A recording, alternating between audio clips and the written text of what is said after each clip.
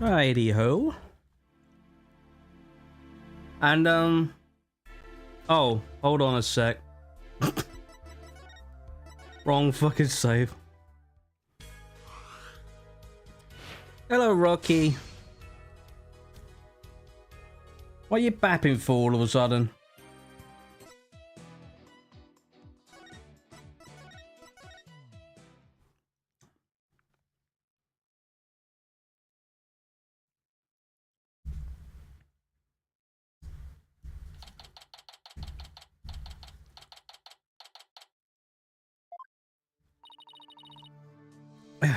Good morning, Mr. Wright.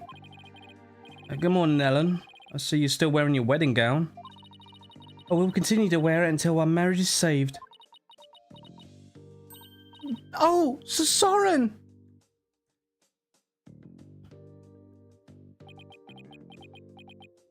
Sadly, we don't have Rose for a moment. God knows when he could be back. Do you think he came to see how she's holding up?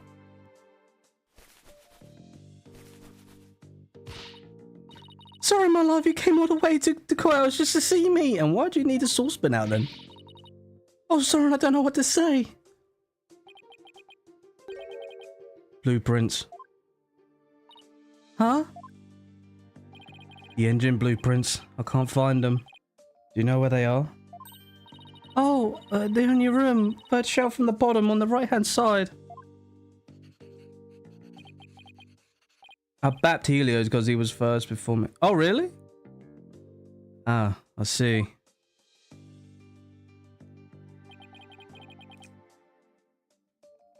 He's leaving already? Don't tell me he came just to ask about some stupid blueprints. Is he really that cold of a person, or is that just how he comes off, I wonder? What about me, Soren?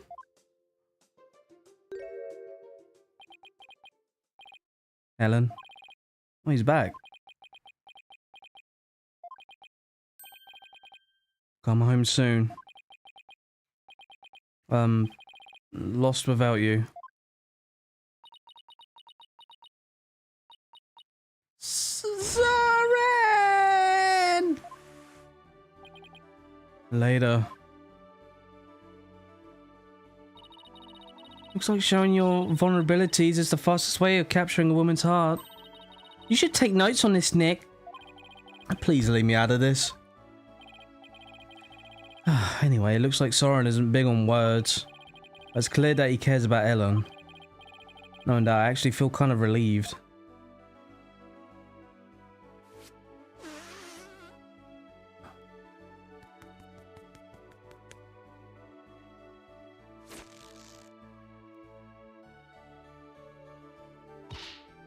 Mr. Wright, I just absolutely can't be found guilty, you hear? Don't worry, I'm gonna do everything I can to prove your innocence. Thank you, Mr. Wright.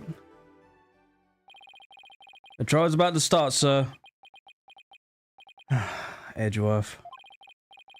No, Nim, he's not going to yield an inch. So I've just got to fight with everything I've got and save Ellen.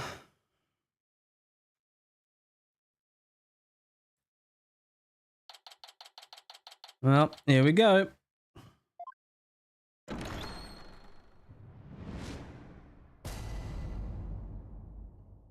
Wow, it's back to Phoenix, Wright, Maya Fey, and Edgeworth. It feels like we're in the first game all over again. Court is now in search for the trial of Ellen Wyatt. The defense is ready, Your Honor. The prosecution has been ready for a while, Your Honor. Seeing so familiar faces gathered together like this, feel as though I'm at a grand reunion.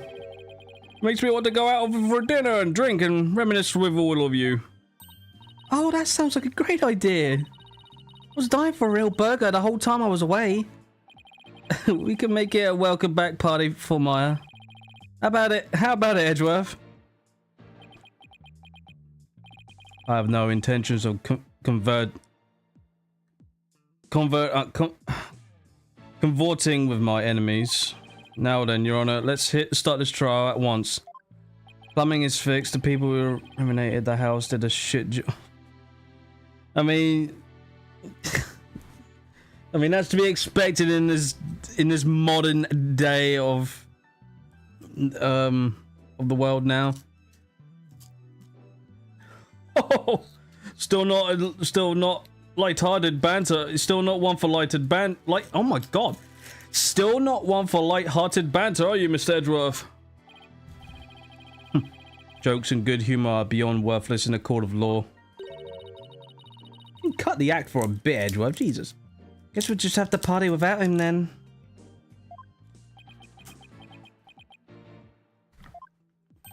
However, were it after the conclusion of this trial, I might consider joining you for your little welcome back party. I certainly wouldn't mind an invite at the very least. You're still as emotionally constipated as ever, I see. Now then, Mr. Edgeworth, if you could please go over the details of this case for us. The victim, Dumas Gloomsbury, a servant of the Sprocket household. He was in attendance at the wedding reception that occurred from 7 PM to 10 PM. Mr. Gloomsbury apparently felt so animosity towards Ellen Wyatt, and so, a bit after the reception ended at 10 PM, he assaulted Miss Wyatt with the intent to kill her. The defendant fought back and ended up killing Mr. Gloomsbury. In other words, it was just justified self-defense, correct? Well, if that's the case, the defendant might not be criminally responsible. He's right. Worst case scenario, I could go for self-defense to avoid the criminal charges. I wonder how Edgeworth plans to counter that, though. The prosecution's first witness will make my view on the matter clear, Your Honor. Very well. Bailiff, please bring in the first witness.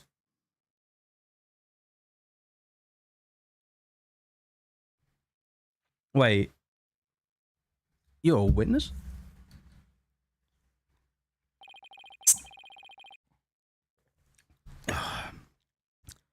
Doing this solo is hard, by the way. Please state your name and occupation, witness. Emma Sky, forensics investigator. And I'd just like to say, sir, that being in the same courtroom as you is a great honor. Oh, that's right. You're a fan of Edgeworth's, aren't you, Emma? We're good friends and all, Mr. Wright.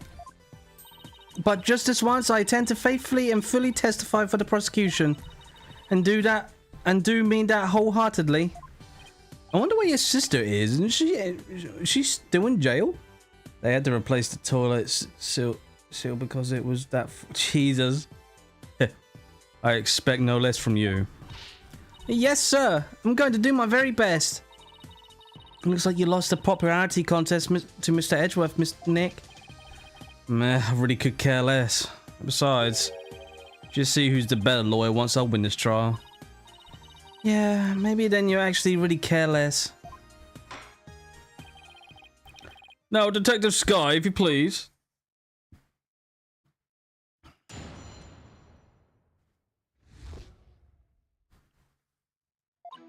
The murder weapon was a clock called the Timekeeper. The victim was hit with it from behind and fell over right into the lantern. The defendant was spotted then, standing in the front of the body holding the murder weapon. The victim was struck twice, by the way. He was struck twice? That's right. There's no mistake about it. The first blow was to the back of the victim's head. It was hard enough to knock him unconscious. Yet, despite the fact that they had been immobilized by the first blow, the defendant delivered a second fatal blow to the side of the victim's head. Which means what exactly?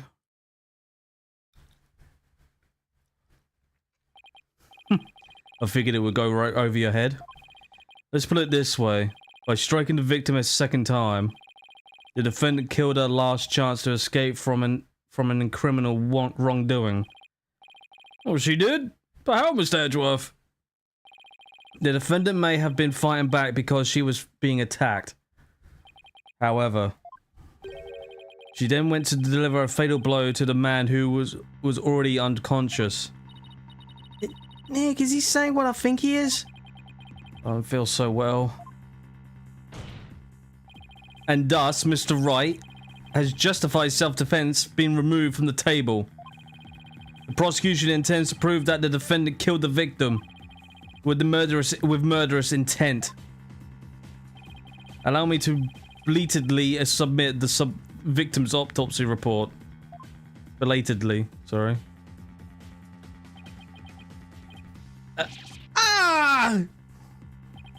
So that's why he was acting all smug. Well, more smug than usual.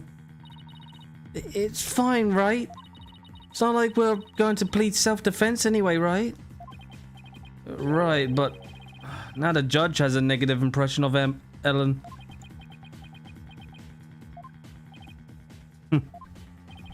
He may not get to prosecute much more anymore, but he definitely hasn't lost his touch.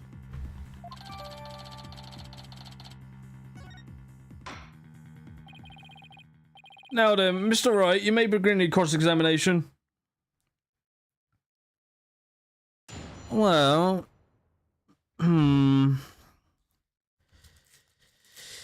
Maybe...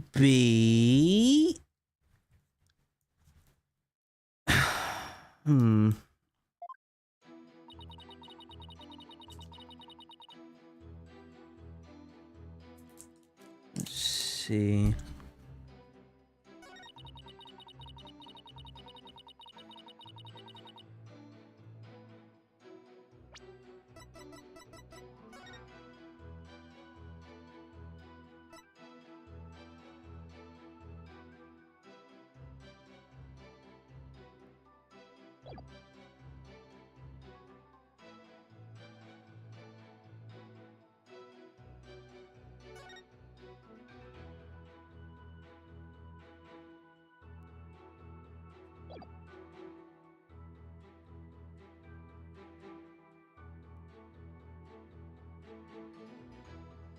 Yeah, I think there is something wrong with that one, actually. Detective Sky, I'm afraid I have to apologize in advance. For what? For embarrassing you in front of your idol? What do you mean? If you take a look at this photo of the crime scene, you see that the victim is lying on his back. But if the victim had been hit from behind as you claim, then he should have fallen over into the lantern face down. Ah! It's not enough to simply take someone's side, Detective Sky, even if it is Mr. Edgeworth. But, oh... There does appear to be a flaw in Detective Sky's testimony. Mr. Wright, if you think I'm going to be if you're going to think I'm just going to back right down, then you're sadly mistaken. Emma's unusually fired up today. Don't forget, she's in front of her hero, Nick. If the Steel Samurai came to watch this trial, I want to do my absolute best too. Listen, Mr. Wright. It's entirely possible that the defendant moved the victim's body right after he fell. In that case, there wouldn't be any contradiction, right? Indeed. That was an excellent counter-argument, Detective. You can count on me, sir. So what do you have to say to that, Mr. Wright? Is it possible that the victim's body moved after he fell into the lantern? Not possible.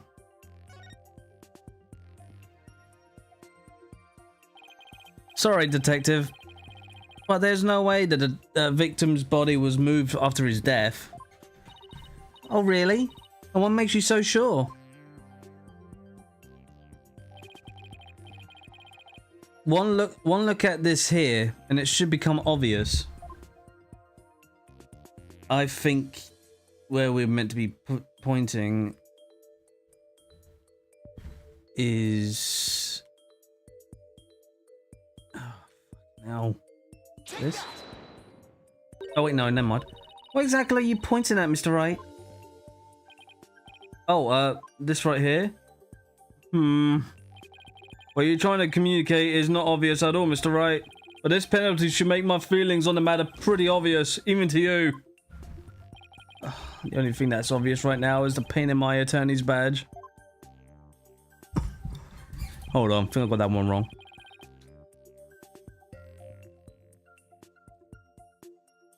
Right. Yeah. Sorry. Those broken bits of the lantern? Yes, if the body had been moved after the fact, these fragments would have fallen off of it. But as you can clearly see, they're lying perfectly undisturbed on top of the body. This means that the victim must have been lying face up from before the lantern even broke. You're right! But wait a minute.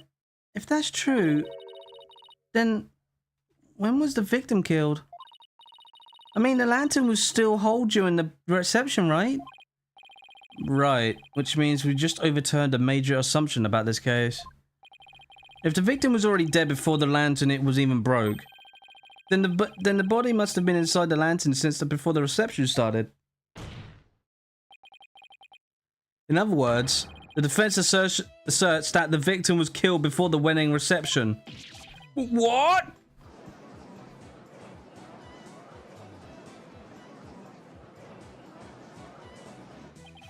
In short,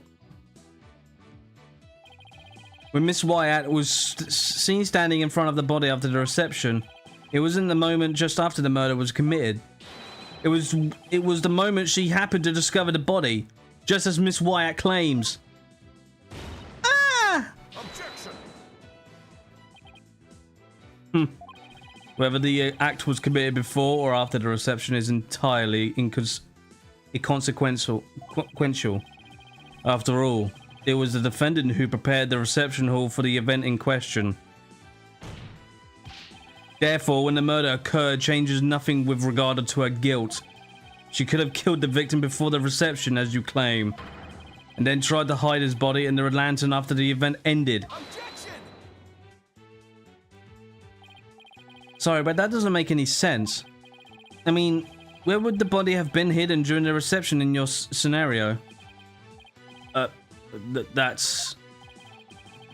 Even if you have to admit, Mr. Edgeworth, that this has opened up a new possibility. Do explain, Mr. Wright. Well, if Miss Wyatt didn't commit the crime in the reception hall, then that means someone, somewhere, put the victim's body into the lantern. I suppose that makes sense. A dead body couldn't have put itself in there. Exactly, Your Honor. In other words, if the murder actually occurred before the reception, it opens up a possibility that, well, he was killed somewhere else. If the body was hidden inside the lantern, then it's possible that the body was moved along with it somewhere else. Oh, you're right. You can run that mouth of yours all you want. But do you have any evidence to support that, what's coming out of it, Mr. Wright? Of course I do. I think the answer lies in that piece of evidence and in something that was left at the crime scene that will point us to where the victim was really killed. Very well, Mr. Wright. In that case, what proves that the lantern and the body were moved from somewhere else? I mean, again, this? The photo of the victim again? Yes. I like the court to focus on this thing right here. Right. Now would it be these? Flower petals, Mr. Wright?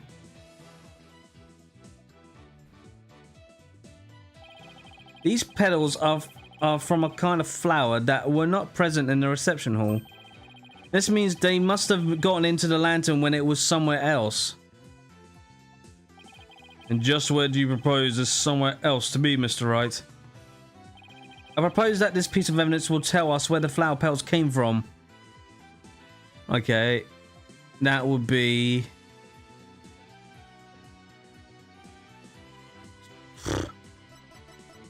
where is that photo of the... Yeah, from these. So good to see such a classic case with classic characters. Yep. Please take a look at the flowers in this picture of the hold. Notice how their petals are of the same shape as the petals in the crime scene photo?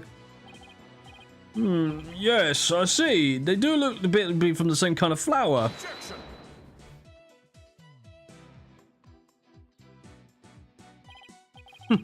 Is that really all you've got? A flower is a flower. A flower is a flower is a flower. They're all the same. I would actually hardly call what you presented compelling evidence. I'm afraid I couldn't disagree with you more, Mr. Edgeworth. I gave a flower of this type to my lovely wife once we were young. So I can assure you that this is a very meaningful and compelling evidence indeed. The soundness of my judgment in this matter is backed by nothing less than pure love. But, Your Honor, let it go, Edgeworth. Mr. Edgeworth, it's clear you don't know much about flowers. It's not like you have anyone you actually give any to after all. Oh my fucking god! Phoenix, chill out, man! But maybe you should study on them, just in case the opportunity presents itself. No! This is from a man who knows the names of 3 types of flowers. That's hardly relevant to the case at hand. The defense asserts that it's highly probable that the victim was killed in the hold. The body was then placed in the lantern and moved to the reception hall for some reason.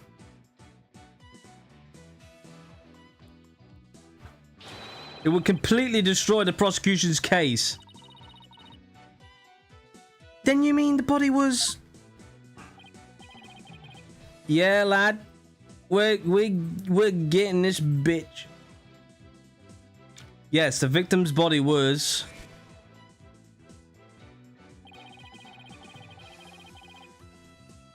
inside the lantern during the entire beautiful wedding reception. While the defendant and her betrothed...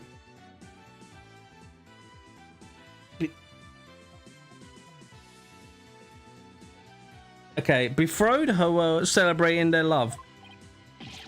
What?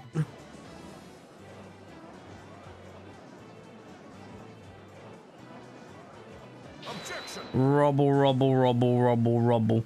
Rubble, rubble, rubble, rubble, rubble.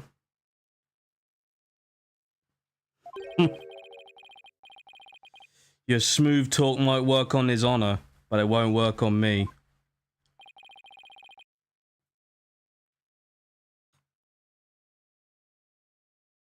Sorry about that. What are you talking about now? Take another look at all the evidence. Take a look at all the evidence, and you soon see what I mean. I wish he'd just tell me already.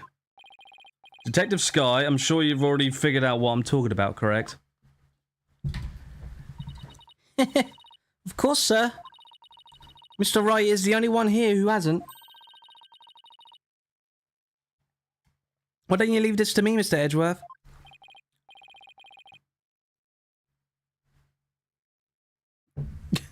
The first thing I heard after joining the stream was, yeah, lad, we're getting this bitch. Very well, let's see what you can do. Detective Sky, please give your testimony to this court.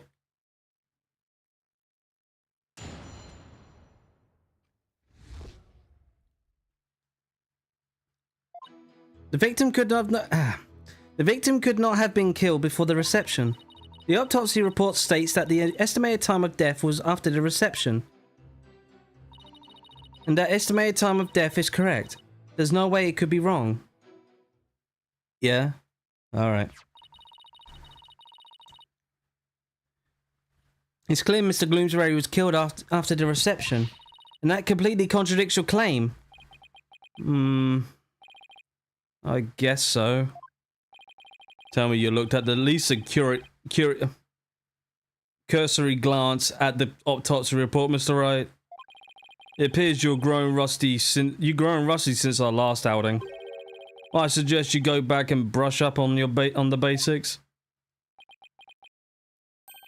Sure. Though I must say, you're as cocky as ever, Mr. Edgeworth. I beg your pardon. What are you trying to say, Mr. Wright? I'm just saying that I go back to basics, if that's what Mr. Edgeworth wants. I'll prove how badly he's underestimating me with a good old-fashioned cross-examination. Very well. Let's see you put your money where your mouth is, Mr. Wright.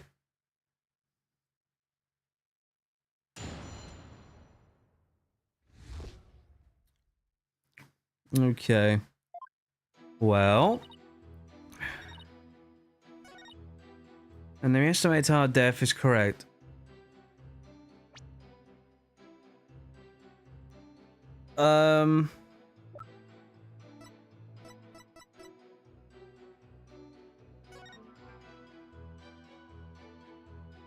That's strange. Objection! I admit that the estimated time of death does contradict my theory. Finally? And that means your theory that the victim was killed before the reception is still entirely plausible. Huh? What makes you think that?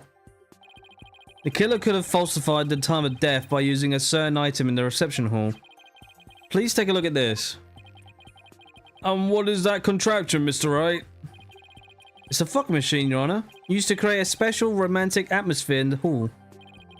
And this machine could have been used to falsify the time of death? Yes, Your Honor. Because this machine uses dry ice to perform its magic. Dry ice?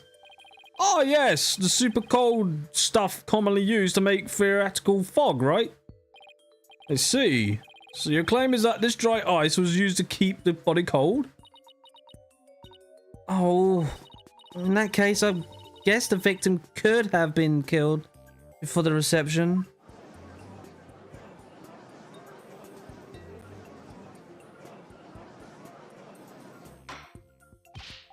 Order! Order in this court! Well, Mr. Edgeworth, what do you have to say about this development? That the victim was killed in the hold before the wedding reception. The prosecution acknowledges the possibility of this claim. Now we're getting somewhere. The prosecution would also like to thank you, Mr. Wright. Huh? For what? I didn't know how a certain piece of evidence fits into this case. But now, thanks to you, I do. What piece of evidence? To get into the hold, one needs a key card, like this one. And here, we have a record of those who entered the hold with such key cards. The time's specified, but these are the last 3 entries on the day of the murder. Alright, so Dooms, Gloomsbury, Pierce, and Ellen.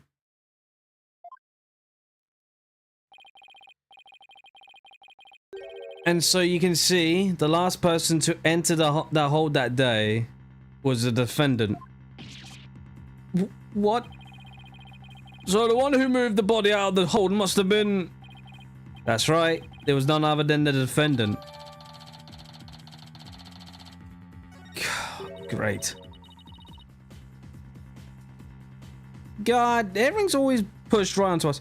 Hey Nick, take a look at this entry record. There are a couple of other names on here besides Ellen's. Hey, alright. Well, according to the entry record, Mr. Edgeworth, Pierce, Nodiki, Nicody has been gone into, had also gone into the hold. Isn't it possible that he could have been the culprit? Objection. Sorry, but Mr. Nicody was escorting a few of the guests at the time. I'm sure they would be happy to testify to that fact if you like. Think me cocky all you like, Mr. Wright, but my confidence is rarely misplaced. Ugh. Now then, it's probably safe to assume that after the killing in the hold, the defendant moved his body to the hall in order to dispose of it discreetly. But what do you mean by discreetly? The defendant volunteered to take care of the reception's cleanup personally. That means she would have had the chance to dispose of anything in a way she wanted, including taking the lantern off the airship without raising any suspicion. Don't tell me you didn't know about Miss Wyatt volunteering for cleanup duty, Mr. Wright.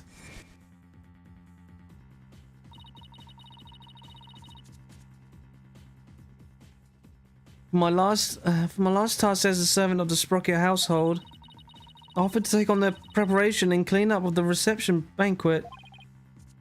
I see. Oh. Look at you, sweating buckets like a rookie, even after all these years. Nevertheless, thank you for proving that the only person who could have killed the victim in the hold is Ellen Wyatt. Ah! Oh, great job, Phoenix. Now we're back to square one.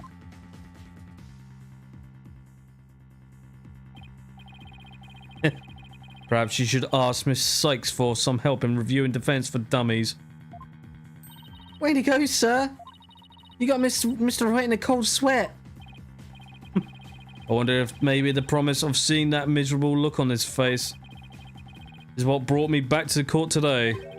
Certainly made all my stress and woes as Chief Prosecutor just melt away. I guess he had a lot of stress built up. I'll give him something to stress over before we're through today. Your Honor, the prosecution asks that you render your verdict at this time. Before that man over there tries to throw the court into chaos with his meaningless bluffs. Let's see. Mr. Wright, are there any last meaningful bluffs you'd like to present to this court? What do you have to assume it'd be a bluff? Nick, hurry up and throw a good one out there. I will. Well, alright then. Let's see.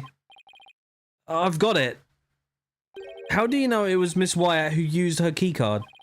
After all, if it turns out that somebody else used her card, it would mean Miss Wyatt didn't do it. Well, interesting. And are you able to prove this bluff to be true? I assure you I'm not bluffing, Your Honor. Well, now what? Wait a minute, Nick. I can think of a certain somebody who might have used Ellen's keycard. You can? Remember? The one who was sneaking around the hold, in spite of not being a family member? Oh, that's right. Yeah, we know. Your Honor, the defense would like to call a certain witness to the stand. I need the testimony of this person who may have entered the hold with Miss Wyatt's card. Fucking... That's your witness?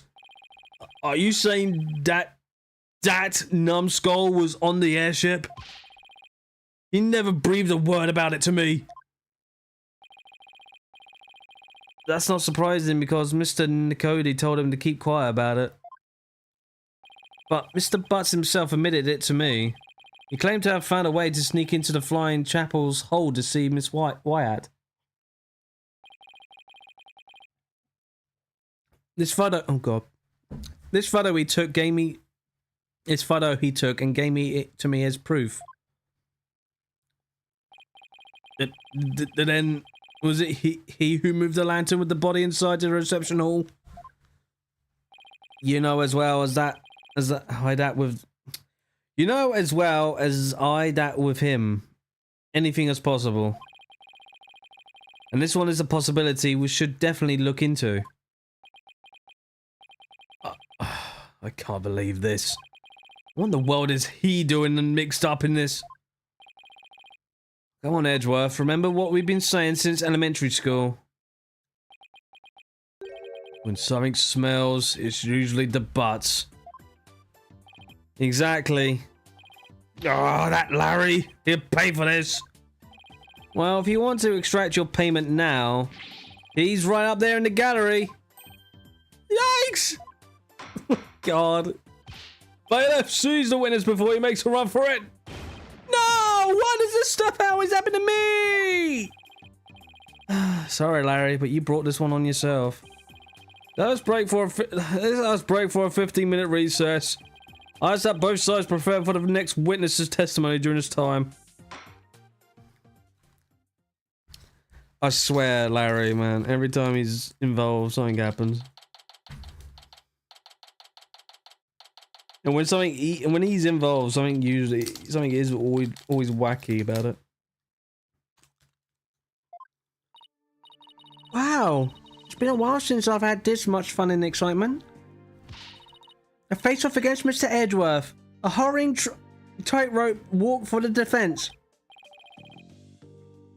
Oh, I'm exhausted already. Boss? I'm here for moral support. Oh, Fino, you done practicing for Trucy's magic show? Well, to be perfectly honest, I sort of ran away. But that's because she was putting my life in danger, I tell you. I see. I think I need to have a one-on-one with her. You're really athletic and fit, Athena, so Trucy probably thinks she can run you ragged. That may be true. Which is why not even Trucy can keep up with me when I run at full speed. Ha! Looks like you spoke too soon, Athena. Never underestimate the resourcefulness of the great magician. Huh? Wow. Magic Girl Trucy Wright is on the scene. No! Now, Athena, it's time to practice human combustion magic. Go on, douse yourself in this gasoline. What the fuck? But don't worry, it's a magic trick after all, so it's perfectly safe. Run away! Hey, you're not getting away off that easily. They get along so well, don't they? It reminds me of the good old days. You, me, and Pearly. Oh, and Detective Gumshoe. Can't forget him. Oh my god, they mentioned him. Man, where is Gumshoe? Oh, man, I'm getting emotional. Where is Gumshoe, man?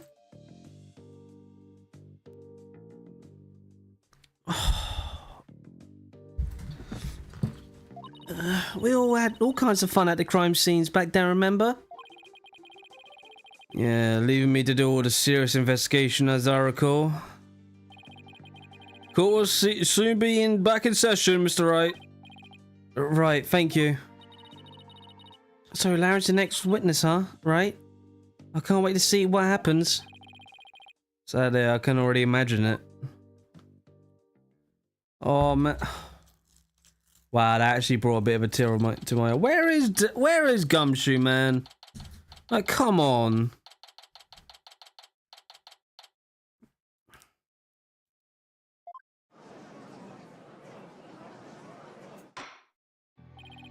Like, we only saw him once in this trilogy, and that was on Apollo Justice during a flashback.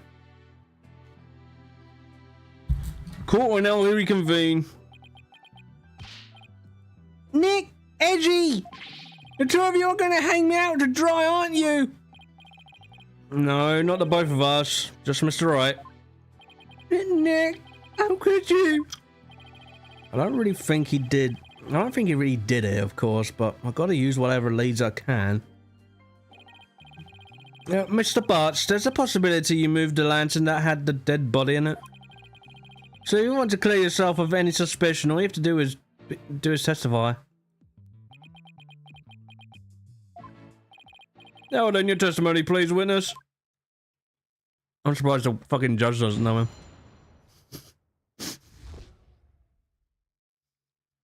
Really? Nick is a jerk face? Nick, you big fat stinking jerk! How could you tell your best bud? We've known each other since elementary school! Well, get this, pal. Our friendship's over. Oh, that was a great testimony, I'll tell you that.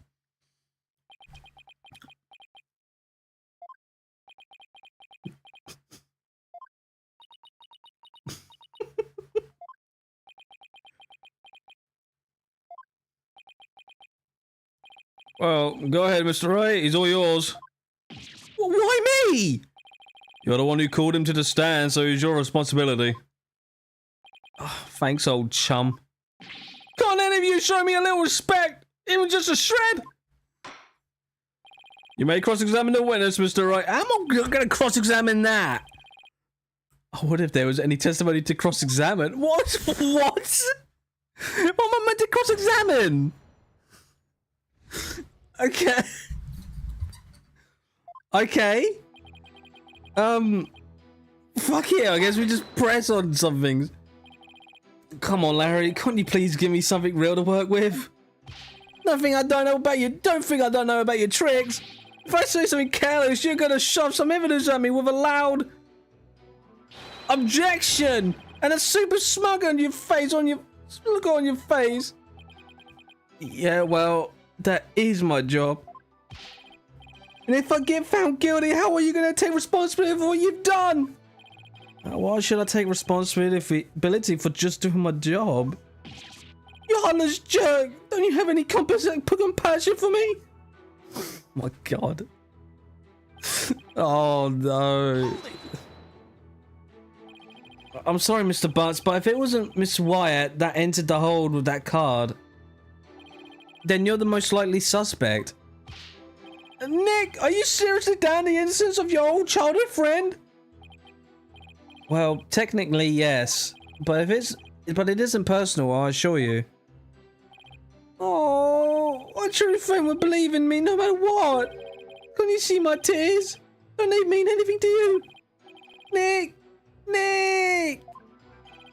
You don't really think you can crawl your way out of this, do you? Okay, fine. In that case...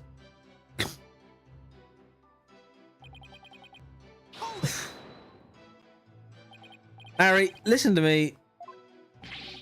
Shut up! I'm not talking to you anymore! This is getting us nowhere. Come off it, Larry. If you don't quit fooling around and start testifying, Miss Wyatt will be found guilty. For real? If no new information comes out of this cross-examination, then yes, Mr. Butts, for real. Not that I would have any problem with that myself. Larry, just tell us the truth already. Did you or didn't you go into the hold and move a lantern up into the reception hall? I never moved my ball lantern, I tell ya! Ball lantern? What? Did I say something weird? You told me that you didn't attend to the Reading reception. Can you believe they told me only family relatives can attend? They wouldn't even let me into the reception hall. Yeah? So what? Then that's odd. No one in this courtroom ever mentioned the sex of the lantern that was moved. So how could you know that it was a ball lantern? You didn't have to actually go into the reception to know that. Anyone could tell there were two pegaballs by looking at the Flying Chapel pamphlet. All I can tell right now is that there's a strong scent of ball in the air in here. Please add that last statement to your testimony, Mr. Butts. Anyone can tell there are two pegaballs by looking at the Flying Chapel's pamphlet. Okay.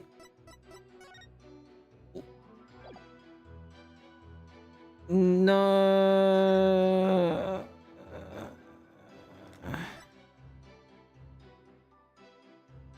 Not really. I mean, if you think about it, you would think that would be the devil. The horned one.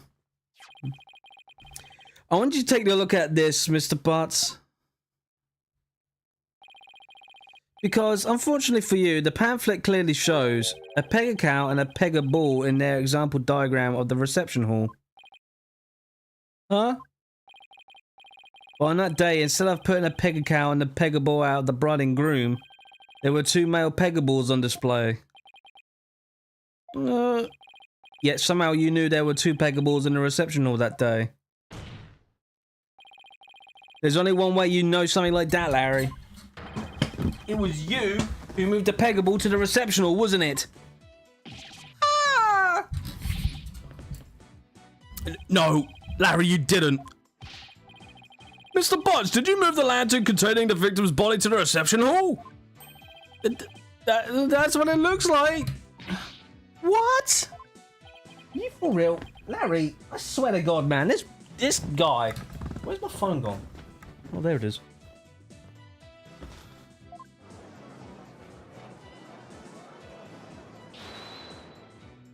Wait, Nick! You don't think I'm a murderer, do you? Maybe you and Mr. Gloomsbury were fighting over Miss Wyatt and you ended up killing him? Maya, not you too! Look, I did sneak into the reception, but that's as far as it went. You know me, I wouldn't hurt a fly. You snuck into the reception hall? This guy, man. Yeah, sure, but some of the sprocket men caught and locked me up in the cabins. It was pretty awful, actually. But that's when I made that drawing of the pterodactyl. Yeah, wait, hold on, let me say that one again. But that's when I made that drawing of the pterodactyl I showed you, Nick. Ixnay on the extractal pate, Larry. Mr. Wright, not even you would take this fast that far, would you? We are talking about Larry. What do I do? Do I accuse Larry of being the true culprit? No.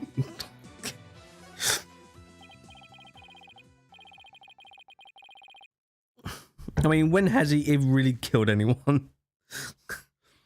No, you're right. No, you're right, Mr. Edgeworth. Mr. Butts didn't have a reason to kill Mr. Gloomsbury. He might have had an imaginary reason to kill Soren Sprocket, sure, but not Mr. Gloomsbury. Well, after all, he did steal Mr. Sprocket's bride and tried to elope with her. Just because I tried to steal somebody's bride doesn't make me a murderer! I believe you, Larry, and I don't think you killed anybody either. You would never do anything like that. Nick, old buddy, old pal, I need you to come through for me. Funny that, considering your sworn testimony just now that we were through. Mr. Butts, it's time you told this court the whole truth, understood?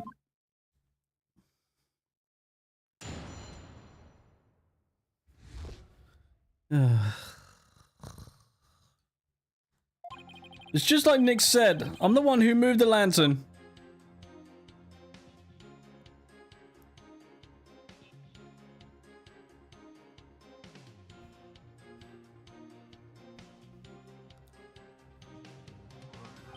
I was poking around in the reception hall before the main event and saw a lantern was broken.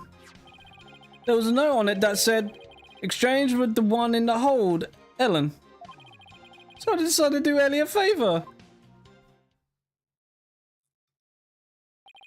So you switched the lantern before the reception, did you? And that means that the victim really was killed before the reception.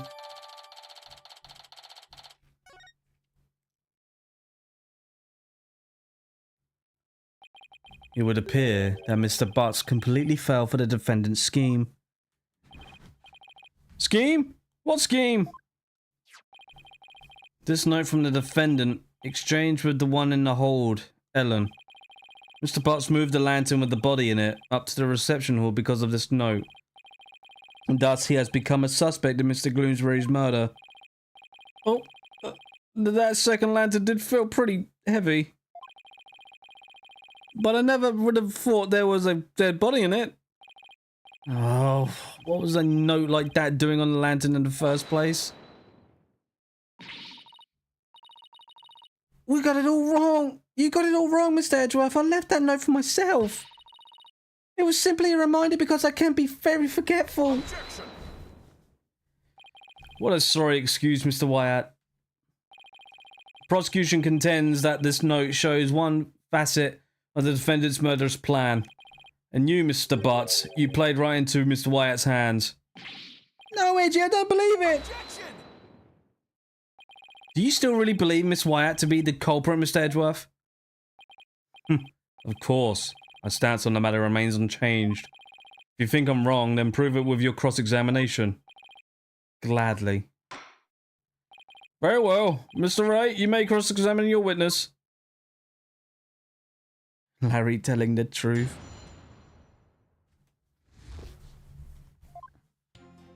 Okay.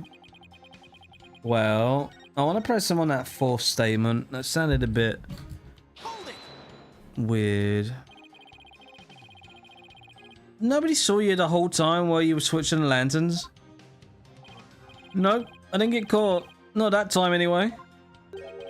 Not that time. Yeah, when I tried to sneak into the reception hall the first time. I didn't have much luck. Those sprocket guys spotted me and nabbed me. All of my words are failing me right now. Pretty exciting, don't you think?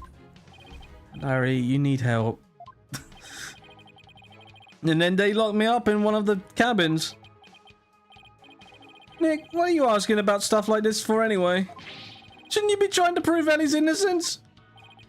Well, is that statement of importance to the case? Yeah. Mr. Bart's trying to crash the reception and subsequently getting locked up in the cabin. I believe these might be important facts in this case, Your Honor. Very well. Mr. Bartz, please add that statement to your testimony. You're glad you were off work today? I tried to sneak into the reception hall, but I got caught and locked up in a cabin. Okay. So you got locked up. Then what happened? I broke out. Then I started looking for Ellie and wandered into the reception hall again.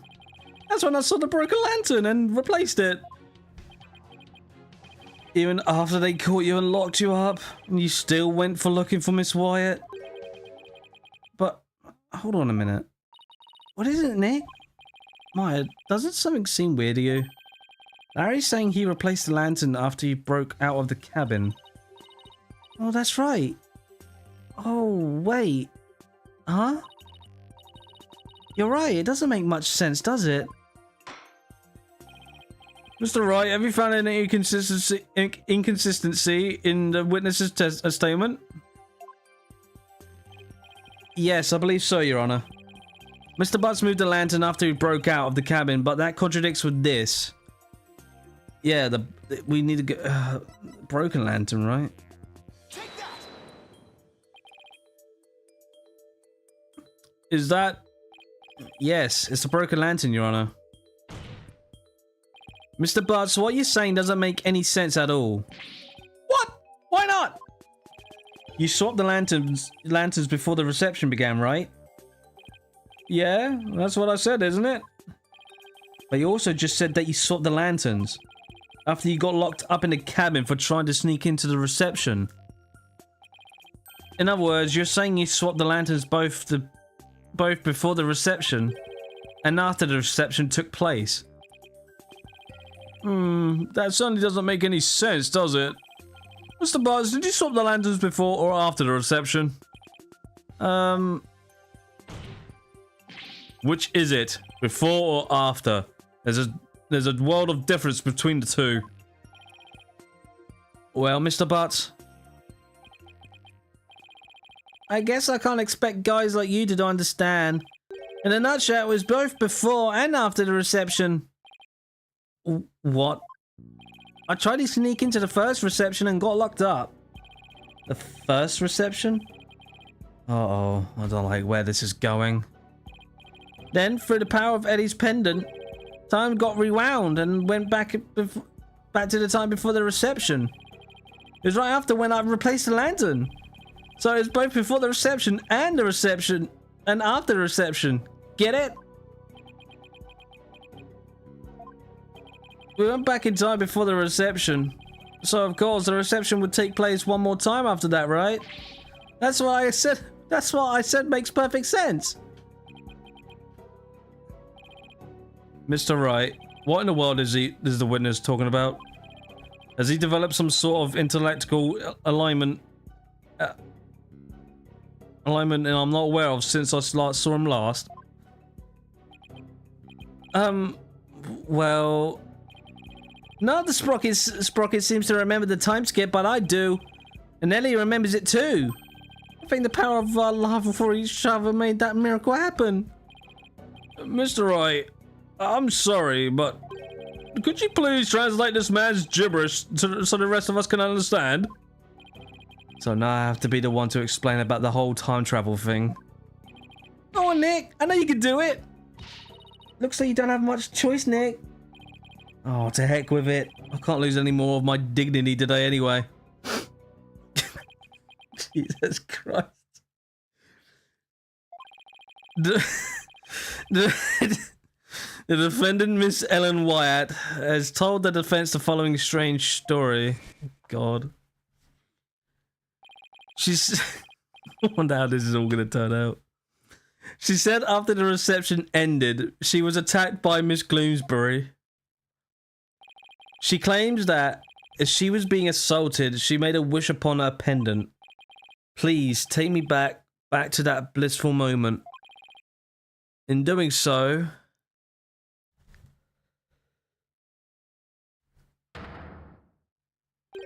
time apparently rewound itself to just before the reception began.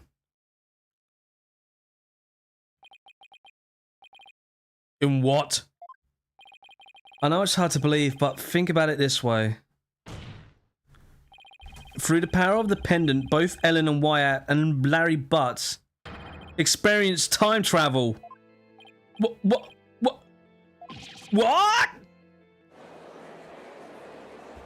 Bro, wow.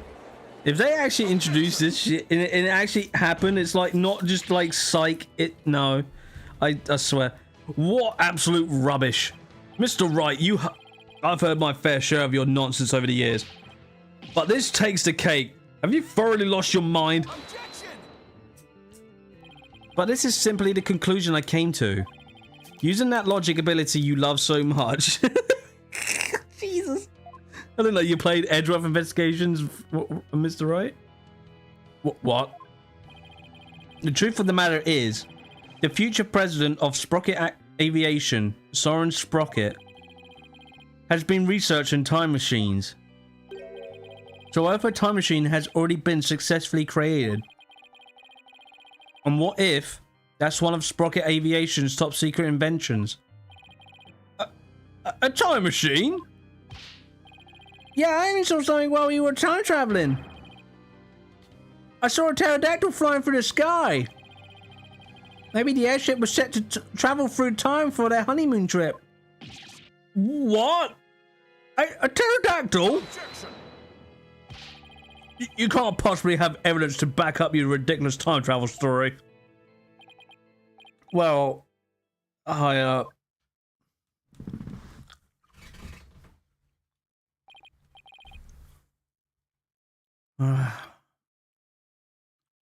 man, we're just not gonna get there. I legit want to know how this is all gonna go out. As I thought. In any case, I now have the evidence to prove that you're no more intelligent than Larry. Not so fast now, Edgy. I'm not the same old Larry you used to know. Oh. You want evidence? I got your evidence right here. This is the photo I secretly took at the first reception. What? What? Why didn't you give this before? Larry, I can't believe you... Oh, well, anyway, good job. If we compare the photos in the first and second receptions, we can find a difference. Then we'll be able to prove that the reception was held twice. But do you really think such a difference exists? Yes, Your Honor.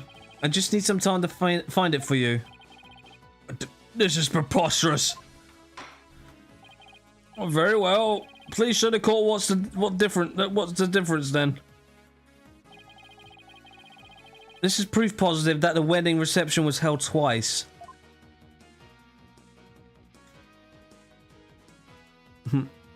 Where is Rhino? Oh, he's never here on a Friday. Right. Let's see.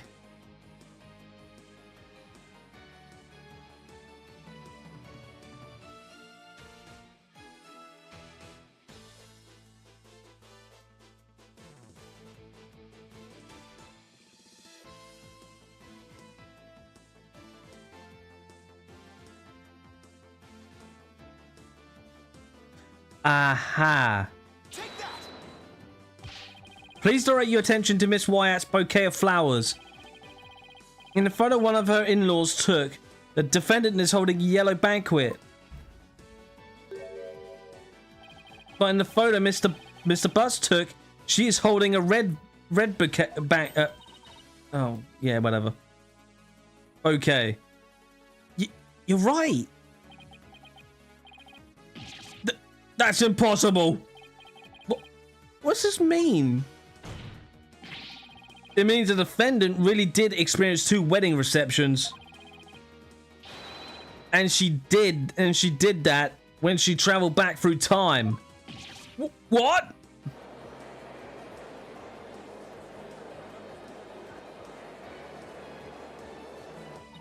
All right, he did mention he won't be here. Well, I'm sure Timby will be here. Waiting for Rose to be here. He said, hold on. He said he did message.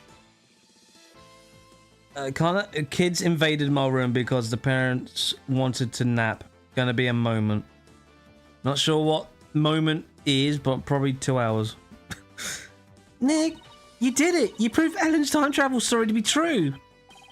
Yeah, I can hardly believe it myself. It's just as Ellen said. The reception was held twice. This turns every assumption we've based his trial on upside down. Objection. Oh, God. Yeah, of course. Fucking buzzkill over here. I refuse to accept such a ludicrous argument. It is pure fiction under the guise of pseudoscience at best. There is simply no such thing as time travel. I know it's hard, but can you suspend your disbelief for 1 nanosecond, Edgeworth? I bet sci-fi movies push all your buttons the wrong way, don't they, Mr. Edgeworth? I can totally picture you yelling, "That never happened," every 5 seconds at the screen. Maybe you should stay away from the movie dates altogether. That's neither here nor there. This is real life we're talking about. But the proof is clearly shown in the 2 photographs. That's right, Mr. Edgeworth. Fine. I entertain your absurd delusion. If only to demolish it before demolish it before your very eyes. What? Let's start with this then, shall we? There's one thing your time travel theory fails to explain. And that is the memories of our guests there. The defendant and Larry remember the reception occurring twice. But no member of the Sprocket family has even mentioned such a thing. That's because the time machine is classified techno... I'm not done, you bird brain. Bird brain! As I was saying, if the entire family had been sworn to secrecy, then why hadn't they sworn the woman who was marrying into the family to secrecy too? Well, that's a good point. Honestly, all it takes is a little common sense, Mr. Wright. Even still, how do we know that the trip through time did not really occur? There is proof in the photos that it did, and besides, if time travel doesn't exist, well, I'll be a little disappointed, frankly. I was just hoping to get...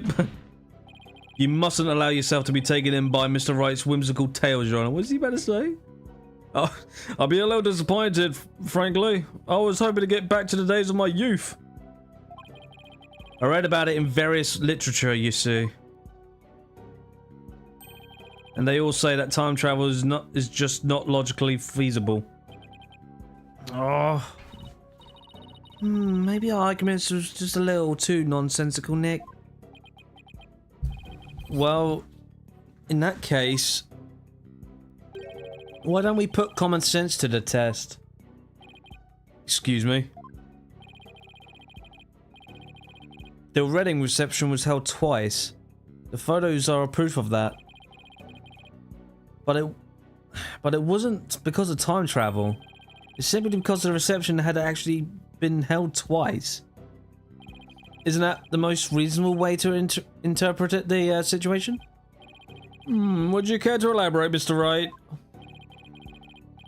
If time travel doesn't exist, then there's only one way to make sense of what happened. Somebody must have orchestrated this strange phenomenon.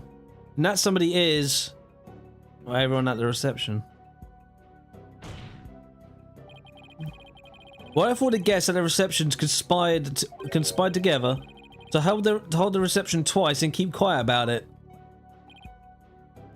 What? And for what purpose would that they conspire to do such a thing? Well,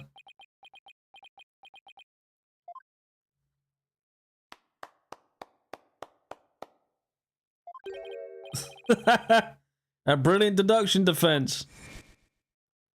Oh, hello. I can tell that you are not a renowned lawyer for nothing. I must say, I underestimated you. How so, Mr. Nakodi? You have managed to name each event precisely as they happened. You have revealed to it all by the light of day. Then, that means... It was us. We orchestrated the whole thing. Yes, the reception was held twice. But not because of time travel, no. We simply held it for a second time. What? Why? Why would you do such a thing?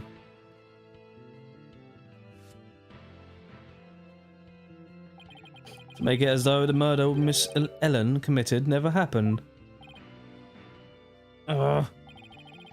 Master Soren figured that if Miss Ellen Wood, who killed Miss Gloomsbury after the first reception, experienced the reception one more time, she would think it was all a dream. It was he who ordered us to make it happen. However, only a few, myself included, knew of Miss Ellen's crime. Are you saying most of the guests attended to the two receptions without knowing why?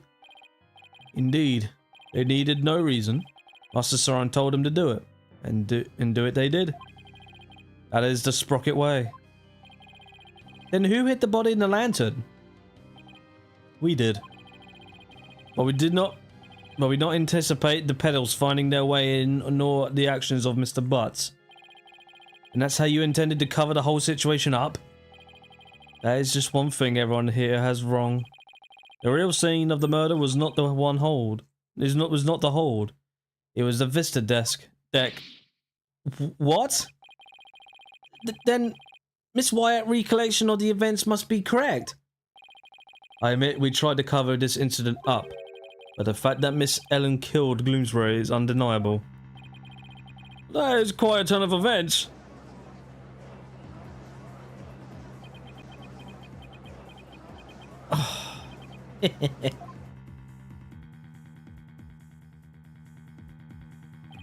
And so it appears we have arrived at the truth at last. Now, please do feel free to travel back in time, Mr. Wright, and attempt to do this trial all over again. Go on. Let's not get hasty, Edgeworth. I bet you can't do it. I bet I can't either. Your Honor, we will hold a separate trial for the cover-up conspiracy later. But as far as this case goes, I believe we're ready for your ruling.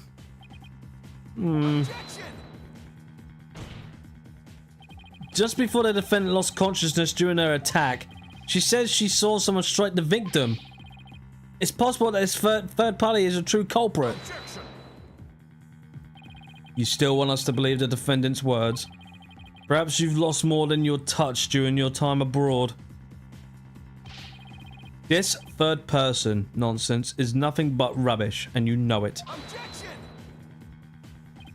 But by the same token, how can we trust those who conspired and lied to fool this court of law? For all we know, they still might be hiding something.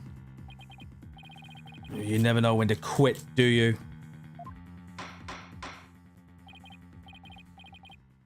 Now, calm down, both of you. In any case, there isn't enough trustworthy information yet for me to render a verdict. I suggest we continue the trial after both sides have investigated the murder further. Very well, Your Honor. That was close. Mr. Nicody, actually you and your cohorts attempt to cover up this crime. Your case will be brought to a separate trial following the resolution of this current one. Understood, Your Honor. Very well, then. This concludes today's trial. Court is adjourned.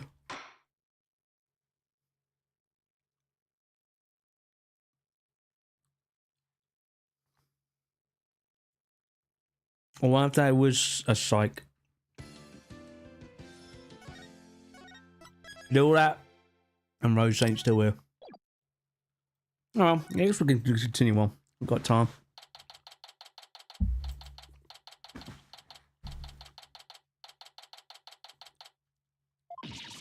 What? So the whole time traveling thing was just a ruse put on a guest at the reception? Looks like it. I knew there had to be some kind of trick to it.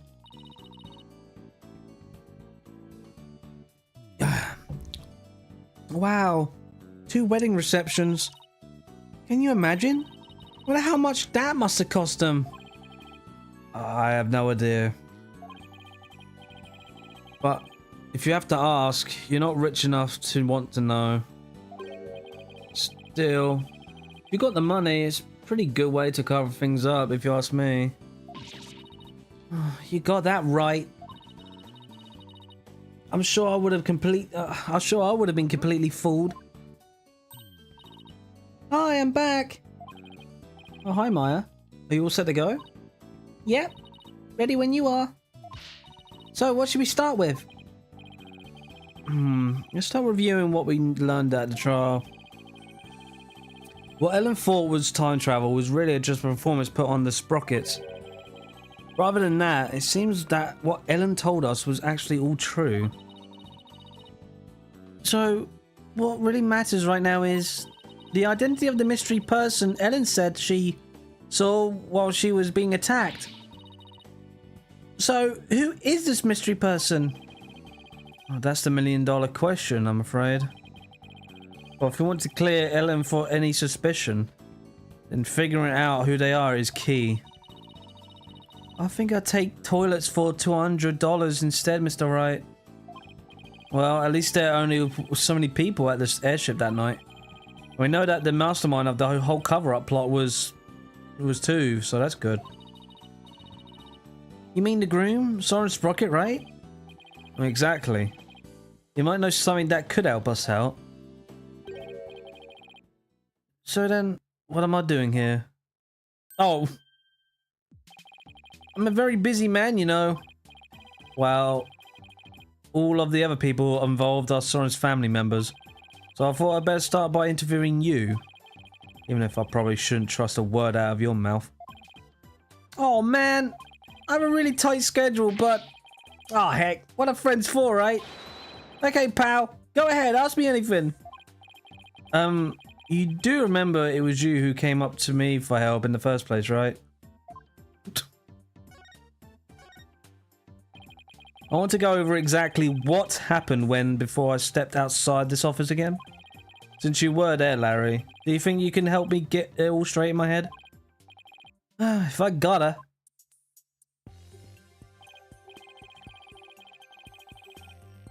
Okay, so the first reception was held at 7 p.m. on the day of the incident. That's the one you tried to crash, right? Huh? Oh yeah, that's right. And then locked me up in the cabin. It was awful, I tell you. Too bad we're not here to focus on you, Larry. And then the incident occurred after this first reception at around 10 p.m. Ellen was attacked and in the reception hall by Gloomsbury.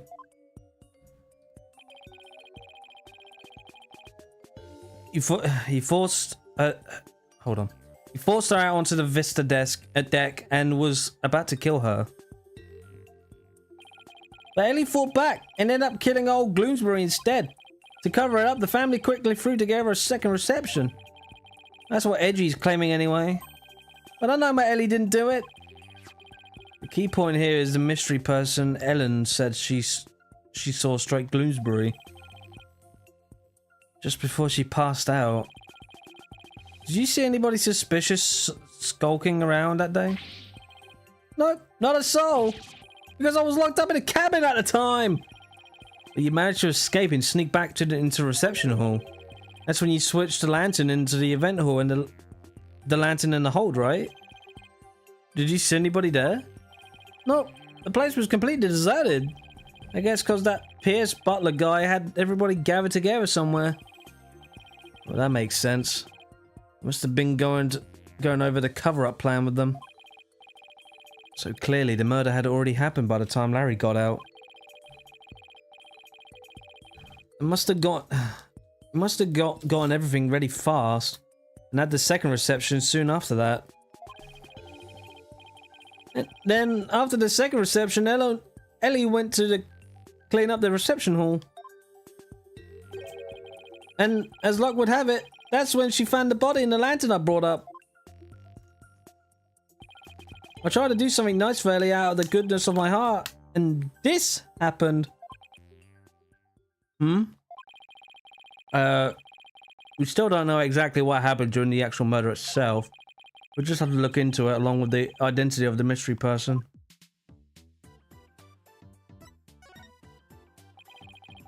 So while the murder was taking place, you were locked up in a cabin.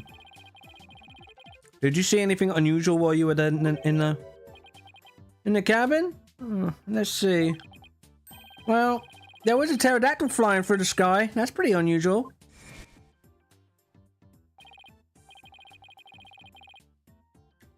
All right, a drawing of that pterodactyl you saw. What's with all the air quotes? I really did see it, I swear. But, Larry, the time travel thing never actually happened. Which means you couldn't have seen a real pterodactyl flying through the sky. Oh. Are you down the eye of a super popular picture book author? No, I'm just sure you saw something else and mistook that for a flying reptile. Nick, you're making me doubt my own eyes. Now I'm not even sure what I saw. God. Either way, you have no idea what actually happened at the real scene of the murder. That's right. I can say that with every confidence. Oh wow, would you look at the time? I better go. I have a book signing to get to. A book signing? Whose book? Who's your thing? It's mine, of course. It's Luris Deximonin, Duaxinin book signing. I bet you went around and begged a bunch of bookstores to let you do one. Oh, of course not. They're the ones coming around to beg me. Looks like I guessed right. Well, anyway, I have to go. I sent you 10 copies of my new book that just got released the other day, alright? 10? Well, that's very generous of you. What are you talking about? I'm gonna send you a bill too, of course. Just put them down as office expenses or something, will you? Well, see ya. Wait, Larry, you don't need... He's gone. I'll take a copy, boss. Oh, and make sure it's signed. Oh boy. Tracy's not gonna like this office expense. There goes our first lead. What do you want to tackle next, Nick? Right. We should really hit the streets now, huh? Alright, we go see Ellen. Sounds good, boss. I bet I can cheer her up. I thought you were going to help Trucy with her magic show again today, Athena. Weren't you supposed to go meet her right about now? Trucy said she was going to practice her new trick on you, if I recall. On me? Really? Trucy's so is an important source of income for our agency, you know. You can leave the case to us, so you go ahead and run along now. But, boss... Off you go, Athena. No, I don't want to die. Oh, we better get going too, Maya. Okay. Poor Athena. Just getting... just getting dragged around for being a subject.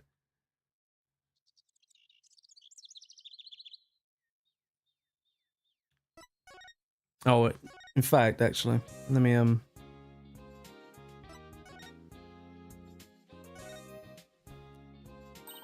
It's Charlie! His branches are as handsome as ever. Charlie seems happy to see you too, Maya. His leaves are greener than usual today. Well, he looks super healthy. I always make sure he's watered and well cared for. And by we, I mean Athena and Trucy.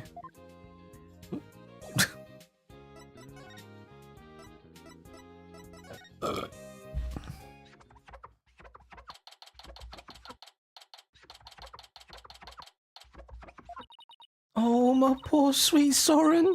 I wonder if he's getting along without me. Hello, Ellen.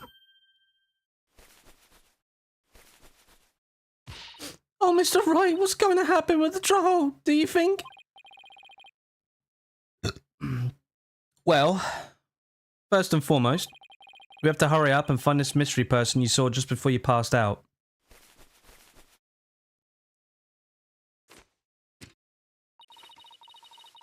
Do you think that person could be the real killer? Well, it's quite possible. And if we can prove that, we can clear all charges. Actually, would you happen to know where Soren is right now? He's usually busy with meetings all afternoon. But he should be home by evening. Vina's just being a puppet for Trucy now. Yeah, because, Paulo's not here no more. I think I better go have a chat with him later then. Why am I being treated to a view of someone's underwear? Mr. Wright, don't tell me you suspect my sweet Soren.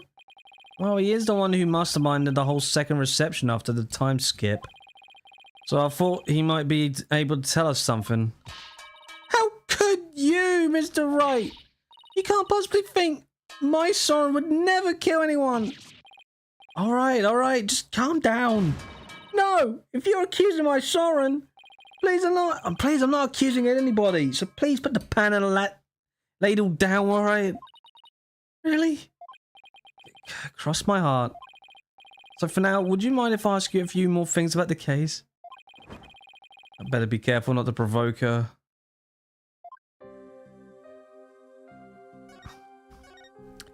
Well, my cat is blowing a trumpet. In other words, snoring.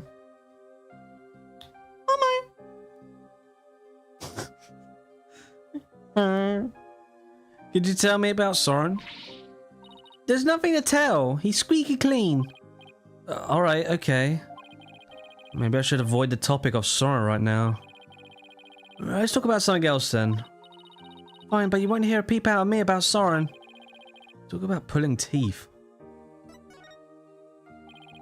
Could you tell me about Pierce Nicody then? Pierce? He came to Sprocket Manor about a year ago. As the family butler, he's now in charge of everything in the household. Only a year ago? Did he have some kind of special connection with the family? I'm just a maid, so I'm not privy to such things, I'm afraid.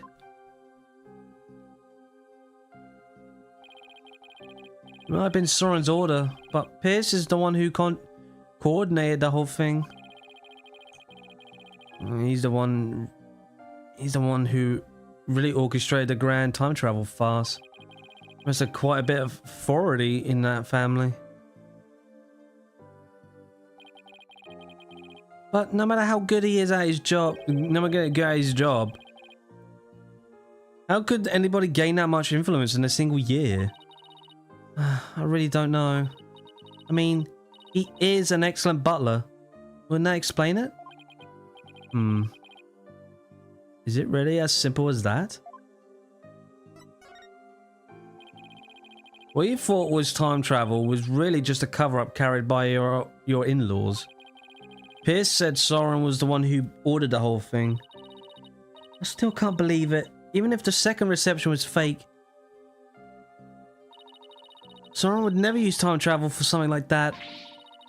He's very serious about his time machine research, you know. I heard there's a reason he's researching time machines, actually. Something about something he wishes he could change. But isn't the whole idea of traveling back in time itself a little fantastic? I don't think so. After all, Soren said real time travelers do exist. Really? Really now?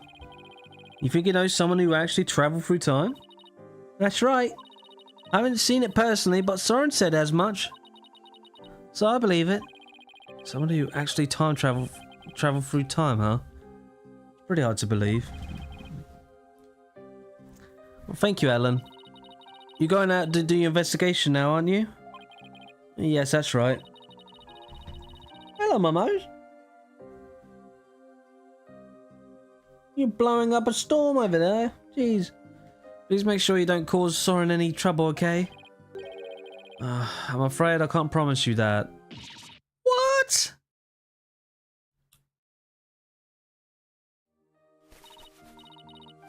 Well, time travel and this doesn't sound too out there. Also, hope you've been doing well, Fanny.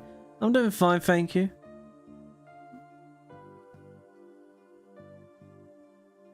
Nice to see you here again, Dragon. Please, whatever you do, please don't upset my poor Soren any further. I'm begging you. I'll do my best not to cause him any unnecessary trouble. Oh, I can bear it if Soren ever came under suspicion. I'd rather be found guilty myself. Yikes. Ellen, please, don't work yourself up like this. You don't want Soren to worry, do you?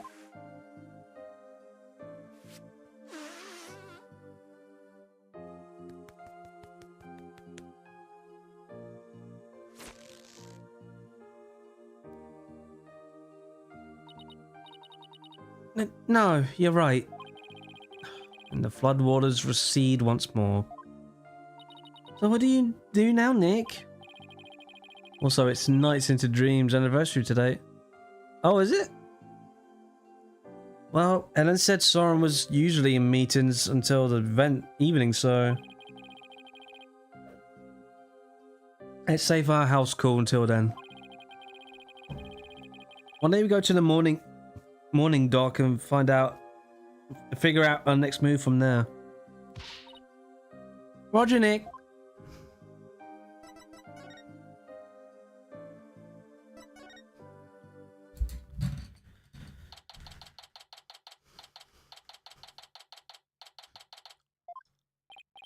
So where should we start? Let's see. Are there any places we haven't examined yet? We've already investigated the reception hall and Sprocket Manor. I know, we haven't looked at the Vista deck or the hold yet. Hey, you're right. We've still got some pretty important places left to examine, don't we? The Vista deck is the actual scene of the murder, right? And the lantern with the body in it was stored in there in the hold. I think there's a good chance we'll find some important clues in those locations. Do you know how to get to the hold? Oh, good question. I think it was labeled in that diagram of the airship in this pamphlet. There it is.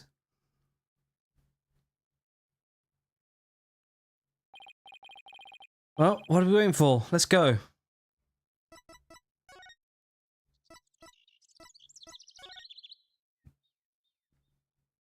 Holy smokes. So this is the hold. This is where Pierce orchestrated the whole cover-up operation. We better go over this place with a fine-tooth comb. Hey, Nick. Weren't we supposed to need a keycard to get in here? Oh, you're right. Wonder why it was unlocked. Well, how's it going, Mr. Wright? Oh. Oh, Emma, what are you doing here? Oh, just a little independent investigating for my own sake. Gotta keep the mind sharp. Oh, so the door security system was turned off for the police investigation. We'd like to investigate the hold ourselves. Would that be alright? Yeah, sure. The police just finished their examination anyway. Thanks. We'll just take a look around then. Oh, right. You should know that the floor doors has a huge lift. You can use that lever way back there to raise it up on the Vista deck. And the police inspected it already, but it didn't find anything particularly interesting, it seems. If you do go up onto the Vista deck with the lift, be careful not to fall off. Got it. Thanks. That goes double for you, Maya. Yes, ma'am. Well, let's get this show on the road.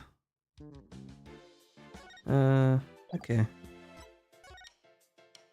Alright, let's go and talk to Emma quickly. Any progress with your investigation? Oh, nothing conclusive yet, I'm afraid. Almost everybody was involved with the cover-up.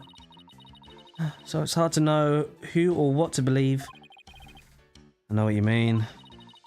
Unless you have some compelling evidence, I'm afraid it's going to be a tough trial for you. Oh, you're telling me.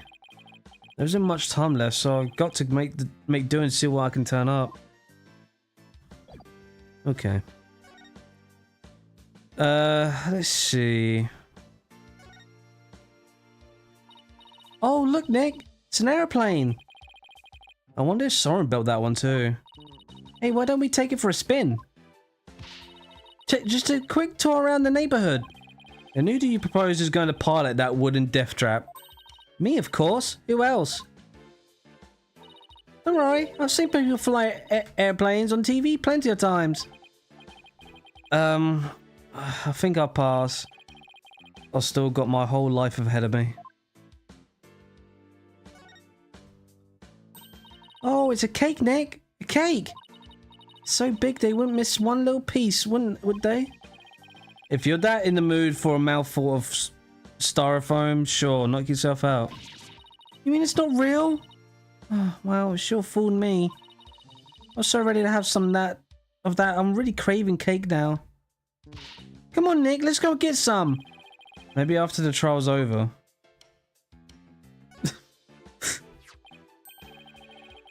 I swear Maya's like timber. It's just nothing but food. Huh? Oh, it looks like there's some fingerprints in this... How'd you say this again? Candid bro? Oh, whatever. Yeah, I just got done dusting that. I was able to pull a set of left-hand prints. Do you know whose prints they are? Yes. The prints belong to the victim. Dumas Gloomsbury. Nick! I just figured out something amazing! You did?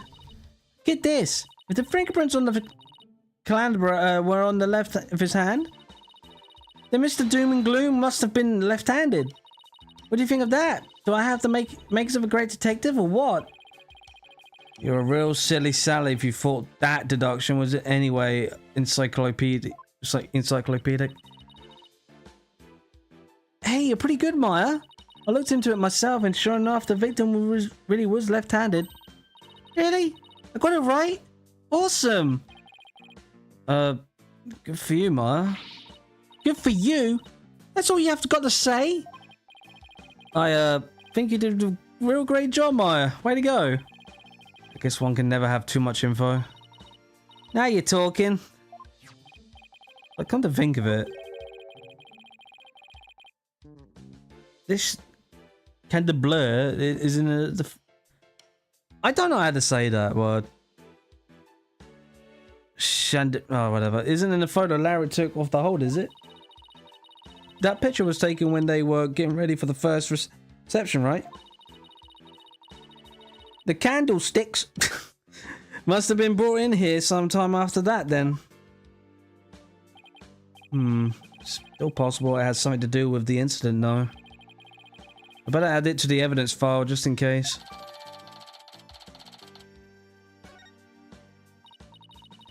Oh, by the way, Mr. Wright, you can have this fingerprint powder if you'd like.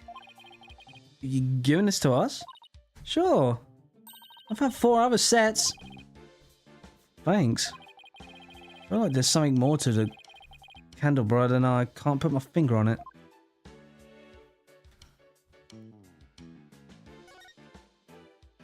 So this is the airship's engine. It's pretty impressive. It's all rhythmic.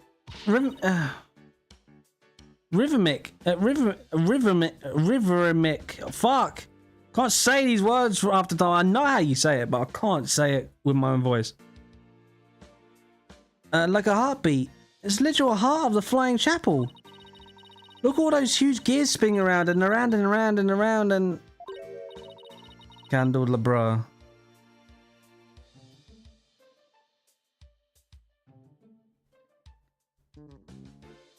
Candelabra. Oh, I think I'm starting to get dizzy. Yeah, me too.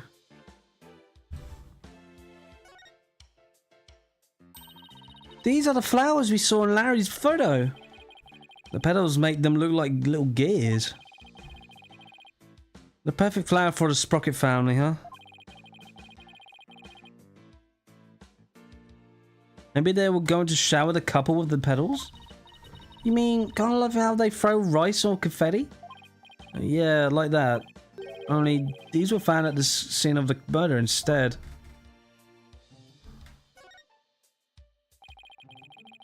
These must be the dishes and glasses they will use for receptions. Very fancy. I bet we'd be in big trouble if we broke any of them. Oh, I want to see Nick. You, young lady, need to stay far, far away from them. Nick! You think I'm gonna break them, don't you? Let's just say your rap sheet of breaking things doesn't help your case. Oh boy.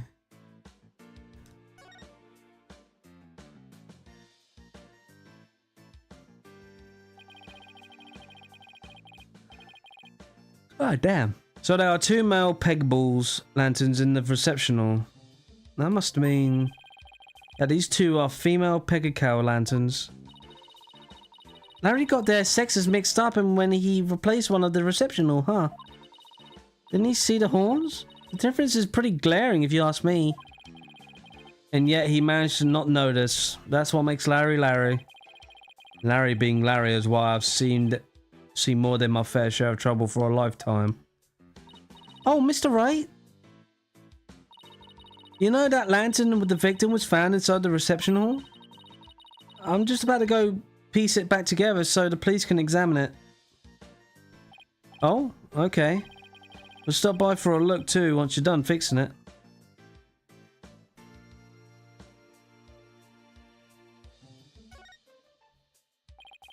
What's that? A wedding bell?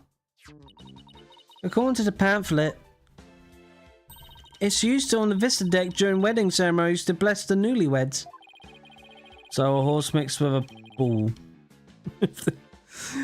I guess they disassemble. I guess they disassemble and store it away here in the hold when it's not being used.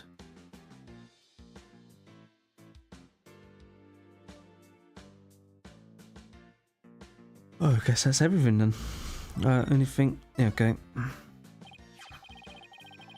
Emma, can we check the? Can we check out this candelabra a little more? A little more? What do you? Oops! What happened? I almost dropped the candelabra and the candle slipped off. Oh, well, let's be careful with that. It might be important evidence. Wait a minute. Now what? One of the pins hold the candles is broken. What? There's definitely something fishy about this candelabra. There is? Why should you say that? Call it forensics investigation intuition. You already dusted this for prints earlier, so let's test it with luminol this time. Oh no, and Emma she used every test she has at the same time if she could. Just hang on, this won't take a second. I hope this turns out as a new lead somehow. Well, Emma, did you find anything? Take a look at this, Mr. Wright. What is all that blood doing on there?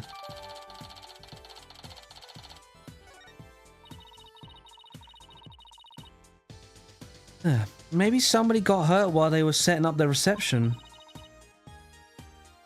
Candelabra. Candelabra. Candelabra. Candelabra. Labagra. Albagra. Agraba. These pins are pretty sharp. But if one of the pins is broken, it means there is some force involved. Do you think someone got stabbed? But nobody reported anything like that. There's quite a bit of blood. I wonder whose it is. If I have anything that might shed some light on that, I should probably show it to Emma. Okay.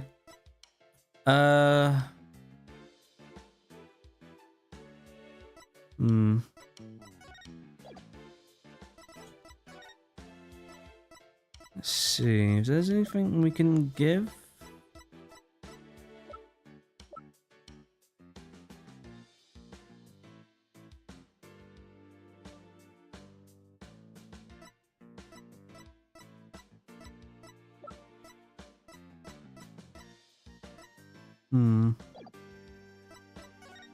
See if there's anything else we're missing.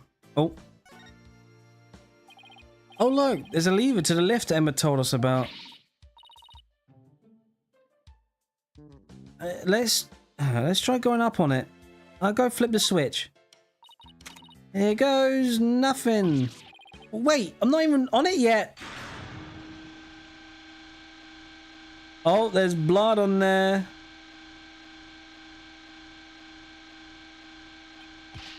Hey, Mike, stop the lift. Whoops, sorry, I got a little carried away. Never mind that. More over a little. Okay. Is that blood? Blood? Let me see. Could it be Mr. Gloomsbury's blood? Well, this lift goes up to the Vista deck where the murder took place, so I think that's the most logical conclusion. But I thought the victim was clubbed to death and that there wasn't much blood. Something tells me I'd better take a picture of this.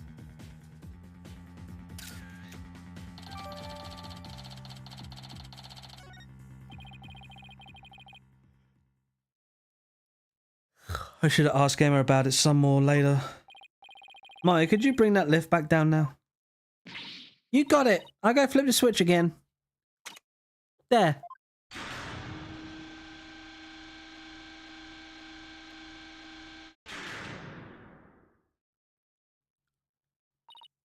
Done. I want to find out more about that blood stain. But for now, I guess we should go up into the Vista deck. Take a look around the actual crime scene for ourselves. The view must be great from up there. I bet it'd be awesome. You mean it would be if it wasn't the scene of the murder? Okay, to the Vista deck we go. Be sure to actually get on with the lift this time, Nick. I know. Okay, I just flip the switch again and away we go.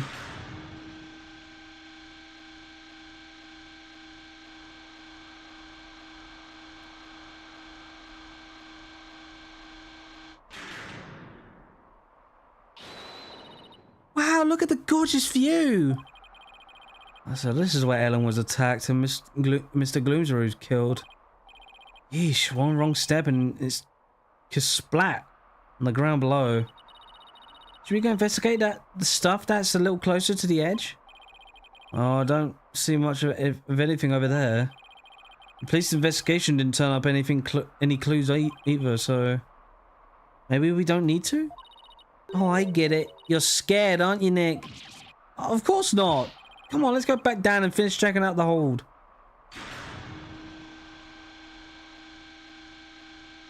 Oh. Oh, okay. Because there was nothing then.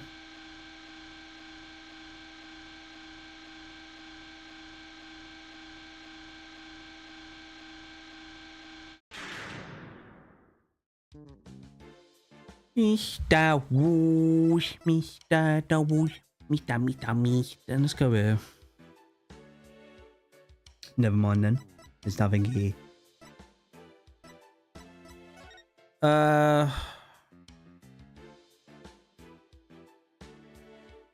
Okay. The blood stain.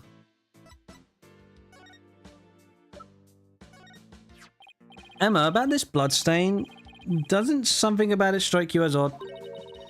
What's so odd about the victim's blood? That's not exactly...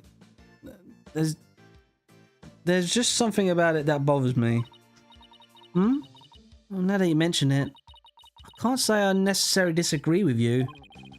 Maybe I should talk about this some more with her. Mr. Bones.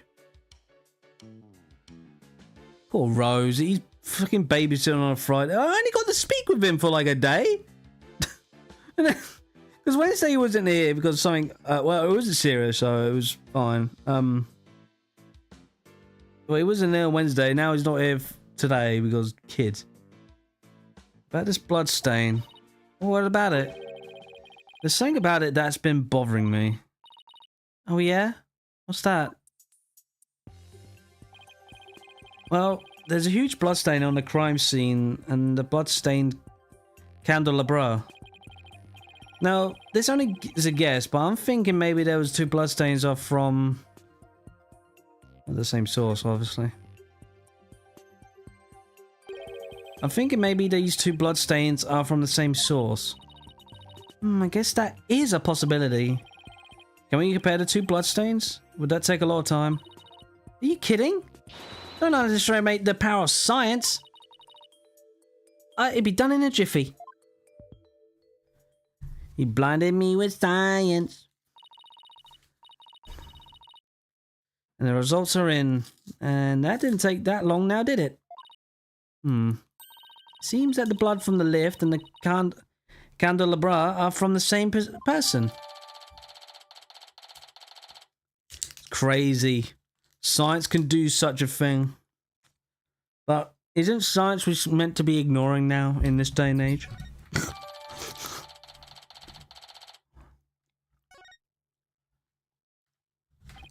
Well, the victim was clubbed to death and there wasn't all that much blood. But if this isn't Mr. Gloomsbury's blood... Well, this is just a guess, but... What if Mr. Gloomsbury stabbed someone with a candelabra pin? That would explain both the huge blood stain on the lift and the blood on the candelabra. Oh my goodness, if that's true... Then that means there was somebody else present at the scene of the murder. It does, doesn't it? This must be the substantiate Elena's God damn it. Just might substantiate Ellen's statement about a third person. Emma, could you have this blood analyzed? Sure thing. A mysterious bloodstain on the candelabra with the victim's prints on it. This just might be the thing to back up Ellen's memory of seeing a third person.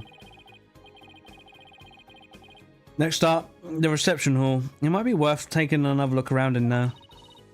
The reception hall? Oh, the forensics team is in there investigating right now. Oh, they are? Well, we don't have time to just sit around, so let's go check out somewhere else. Oh, good idea. We could go question some people.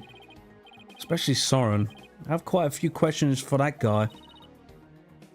Sounds good, Nick. Have to do some legwork then? Yep. I thought we would head to Soren's house for starters. He was accompanying the police on their investigation here earlier. He's probably home by now. Great, thanks. Later, Emma. I wonder where her sister's been. Oh, she can't be still in jail, right?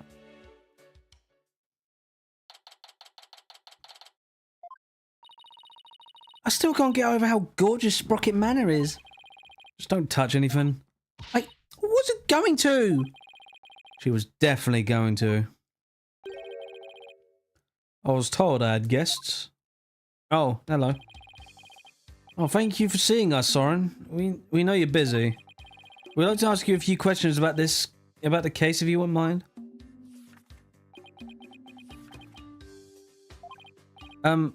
Soren? You're Ellen's lawyer, right? Huh? Yes, that's right. Don't tell me he doesn't remember me. Well, Ellen will be will Ellen be found guilty? We're doing everything we can to prevent that. That's why we're here investigating. Will you please tell us what you know? Soren?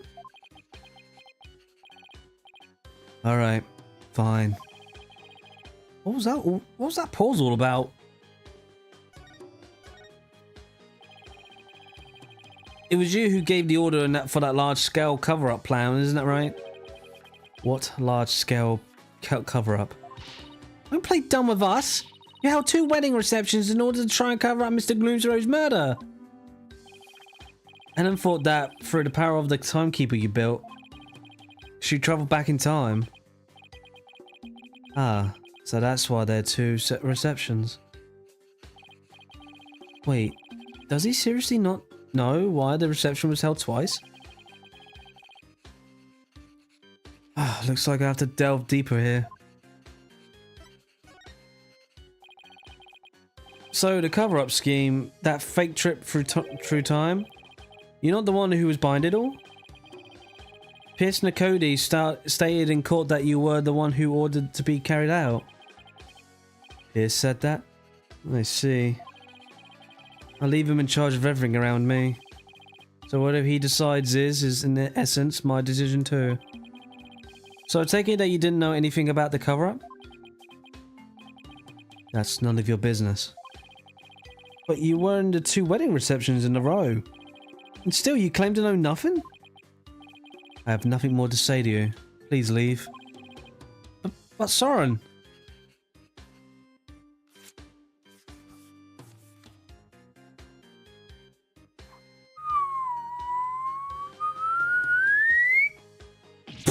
Ow! Oh, there's something written on this piece of paper. In this paper airplane. Let's see. Go away. Oh, it doesn't get clearer than that, huh? It looks especially uncooperative, but maybe I can grab his attention somehow. Still, one piece of evidence I don't know much about. It's worth a try. Okay. I'm gonna guess the evidence that we're gonna need to show is this.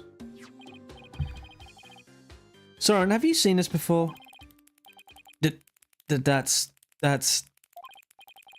Soren, what is it? Nothing. What did his whole demeanor change all of a sudden? He's gone pale as a ghost too. What the hell? Soren? Nick! Look at his stomach! He's bleeding! Somebody help! Soren's collapsed! Master Soren! Get him to the hospital, quickly now!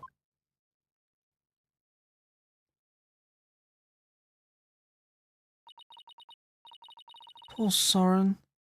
There must have been one serious wound. What is it, Nick? Well, when I showed him the candelabra, his whole demeanor changed. So I was just thinking that maybe his injury is... Huh? What's this? It's Soren's notebook. Must have dropped it in a rush to get him to the hospital. Oh, his notebook, huh? I wonder what's written in it. Don't you? Come on, you know you want to take a peek. Soren's notebook. What to do? Fuck it. I feel guilty sniffing around in somebody's personal notebook, but... maybe we should take a little look-see. Whoa! It's filled with big words written in tiny letters. I guess he uses his notebook to write down his invention ideas. Huh? What is it? Did you find something? After March 8th of last year, the content of this notebook changes dramatically. Like how? Well, ever since that date, someone's been writing down every detail of his life. As in, every. Maybe he decides to start keeping a diary? But this is way too detailed to be an ordinary diary. Either he's really compulsive, or maybe he's just plain forgetful. But is it really as simple as that? I feel like something happened on March 8th that made Soren change. Well, why don't you tell me to look at... Why don't you tell me to look... Take... Why don't you let me take a look at that? And I'll tell you. Hey, Maya! Let go, I'll rip it. We'll rip it. Now look what you did. You dropped it. You should have just let me take a look. How was this my fault? Oh no, Nick. Oh, I fell into that pool of Soren's blood. I can't really think on these 2 pages now. Uh-oh, you're gonna get it now. Oh, I guess it really is my fault after all. Let's just put it away carefully for now. I can't let anything else happen to it. You hear? Huh? Hey look, there's something sticking out of the notebook. It looks like a newspaper article. Let's see. It's about the car accident Soren's sister died in. It happened on March 8th. Oh, that's 4 days after my birthday. That's the day Soren's notebook completely changed. Oh, wow. What else does it say? It says the driver at the time of the accident was Dumas Gloomsbury. It says Soren was in the car too, and that he had sustained severe injuries. It's just like Pierce said. Soren completely changed after the accident. So Gloomsbury was driving the car when they got into that accident. That opens up the distinct possibility of Soren holding a grudge against Gloomsbury. You think Soren could have... I don't know, it's not like have any proof. You should have talked to Pierce about this when we returned Soren's notebook to him. Though he doesn't seem to be here right now. Maybe he's at the Flying Chapel. Alright then, guess we have to go there again. Oh god, sorry.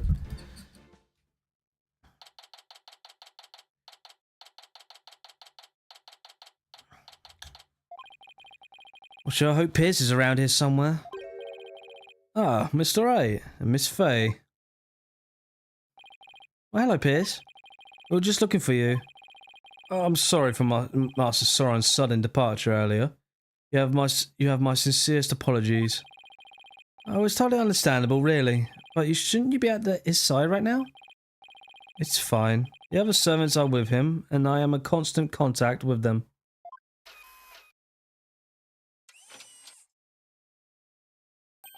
Do not forget to give him his pain medication and be sure to keep him hydrated. Also, see to it that he is not up and about. He needs complete bed rest. Is this what happens when you're too rich for normal peasant phones?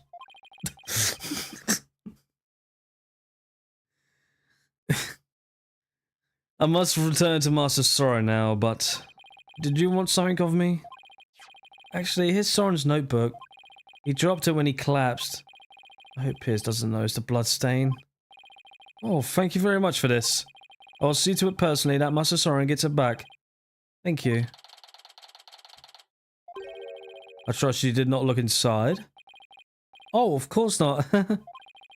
Because it is filled with numerous patent-worthy ideas, you see. Look, I know you're busy, but would you mind if I ask you a few questions about the case? Well, as I said, I must be getting back to Master Soren.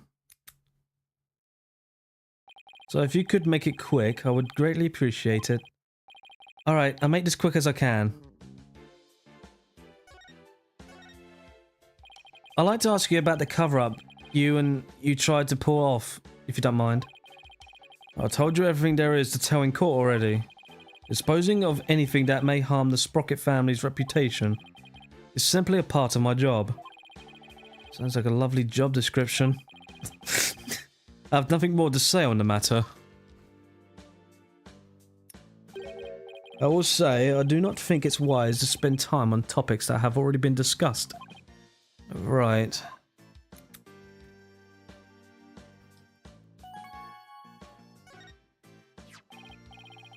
Piers, could you tell me more about this accident? Where did you find that? Did not already tell you about that accident? You did, but you conveniently left out one crucial detail. The fact that Dumas Gloomsbury was driving the car at the time.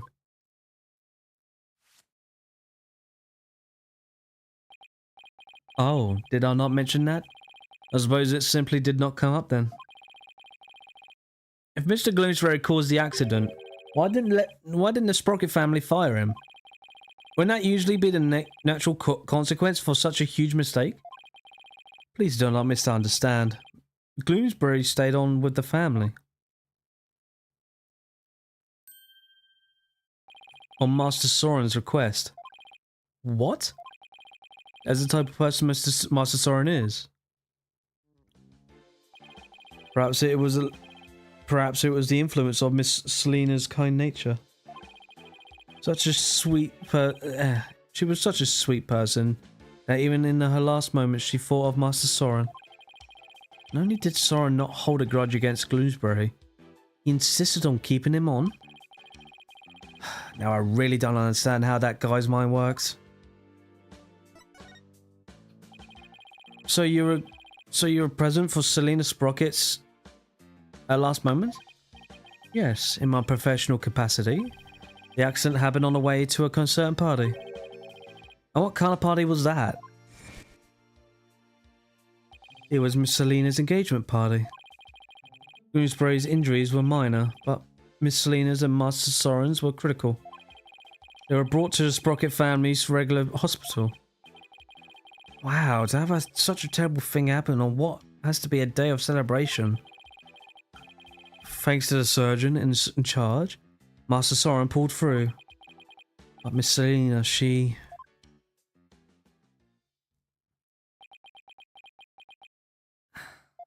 Last words Miss Selena said to me were...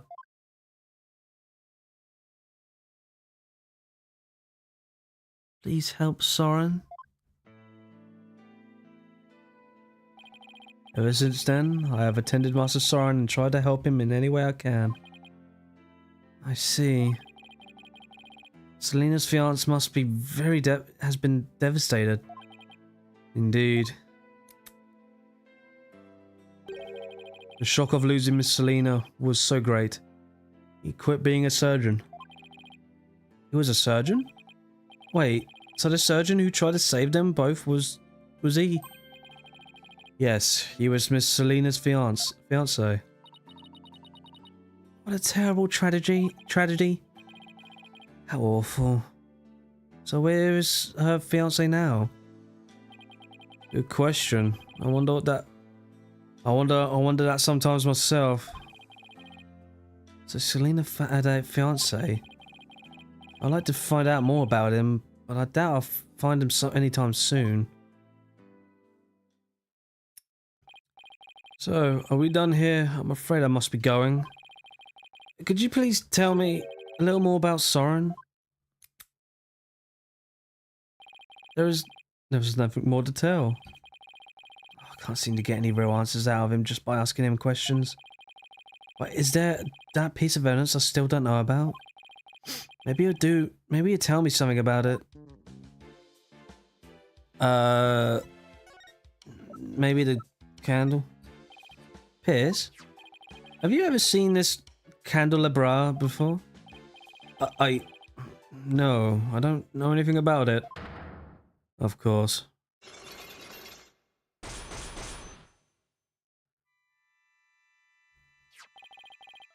My Megatama reacted. Pierce must be trying to hide something from me. I have to break those cyclocks and find out what. Alrighty then.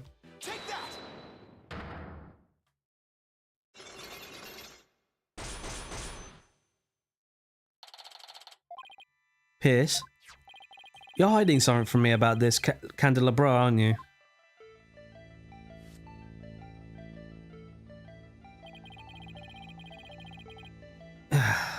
It is one of the candelabras from the Flying Chapel, is it not? Is there something special about it? Actually, yes. There's some blood on it, you see. I think the blood might belong to this person.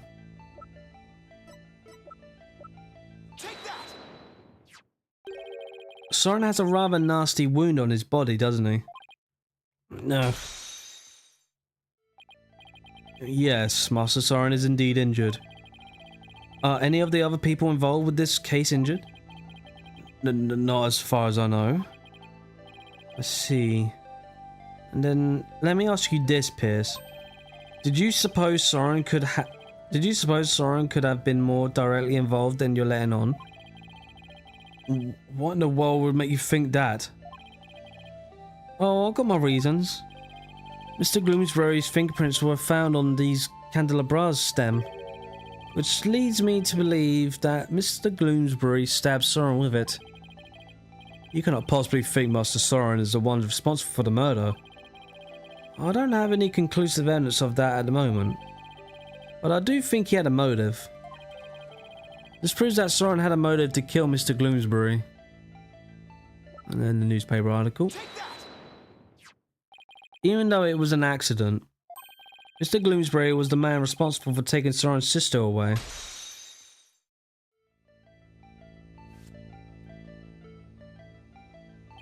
Let us suppose that Gloomsbury did stab Master Soren with this candelabra. Can you prove that it had anything to do with this case? It might have been a stab at some other location, or some other reason. Sorry, but I can prove it was related to this case.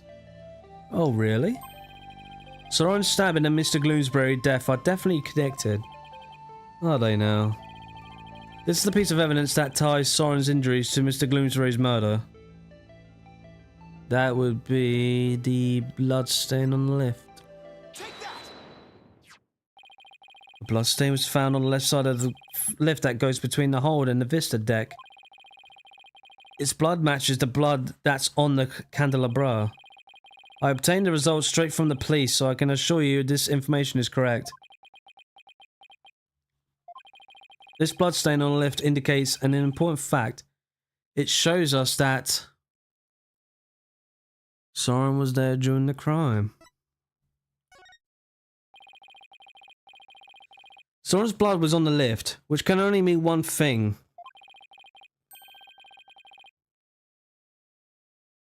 He was there, wasn't he? Soren was at the scene of the crime.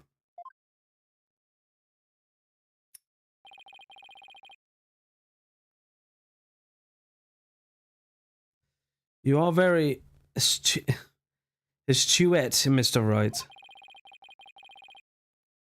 It appears I cannot hide this from you any more longer. Very well. I'll tell you everything.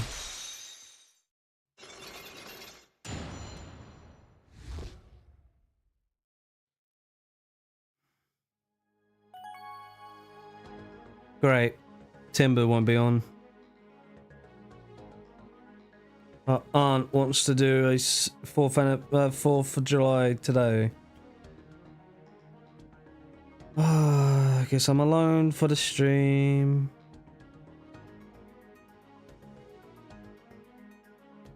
I'm so done. I'm so just get this over with and I'll just fucking be alone. Could you tell me about Soren's injury? Very well. This is what I heard directly from Master Soren himself. As you summarized, Master Soren was stabbed by Gloomsbury the other day, on the day of the murder. It happened after the first wedding reception.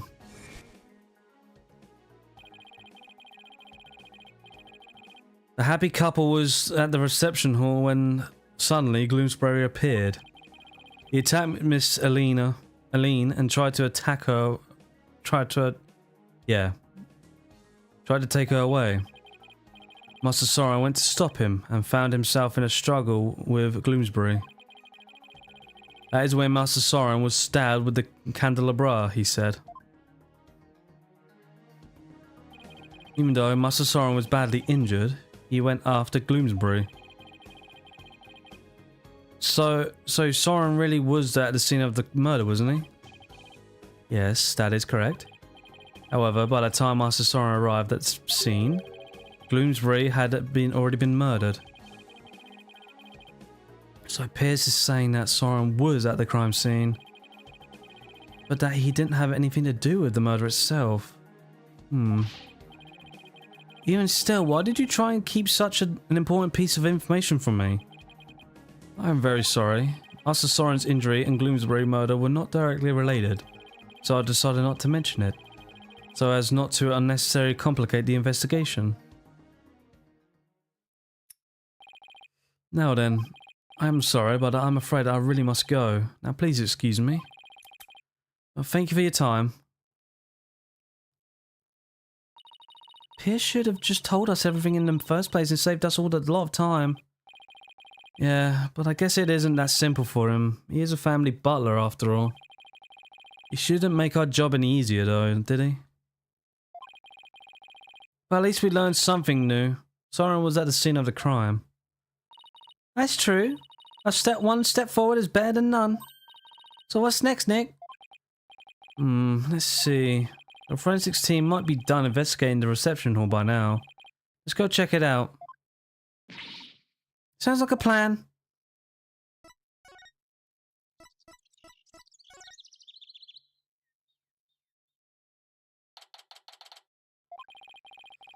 Oh, there's someone there. It looks like the police are done with their investigation in here. I wonder if it's okay for us to take a look around now. Oh, hey Mr. Wright. Hi Emma. Would it be alright if we investigate in this room now? Sure, the police are all done, so go for it. Oh, remember that broken lantern? I restored it to perfection.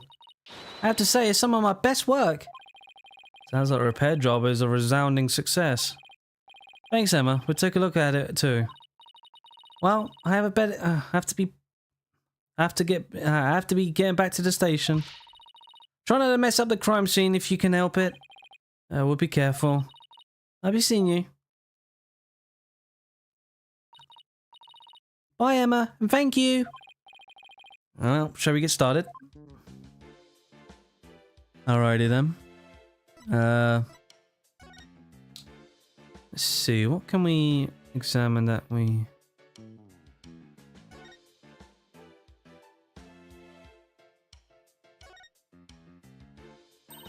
Excuse me, is the fog machine ready to use now? No, I'm afraid not. We're gonna put dry ice in it when there's an actual reception. Oh, I see. That's too bad. She still wants to blast me with a cloud of smoke, doesn't she?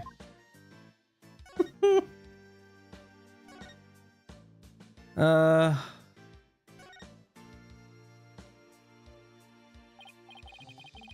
take a look at that door. I wonder where it goes. Shall we open it and see? Wait, please don't open that. It's the emergency escape hatch. It leads directly outside. You'll fall to your death. Oh, that was a close one, huh, Maya? I say.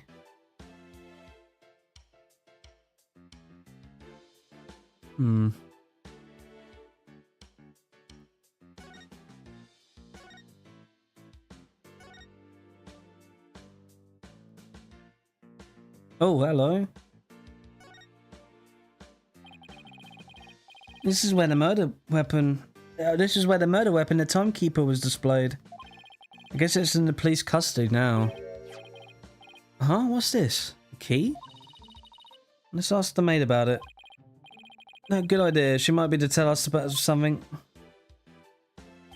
Excuse me, could I ask you a question? Oh, of course. What would you like to know? Do you know anything about this key? Oh, it's the key that starts up the timekeeper. A startup key? That's right. Oh, the first startup of love ceremony was so beautiful. The bride and groom each had a symbol of their love, and when they put them together... Oh, how romantic it was.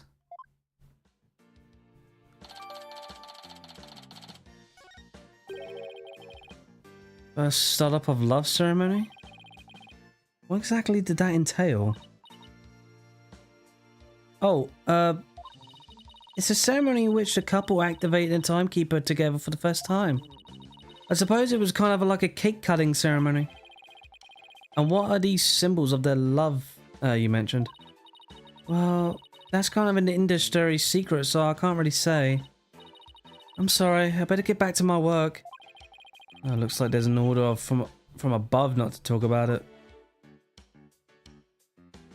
Okay.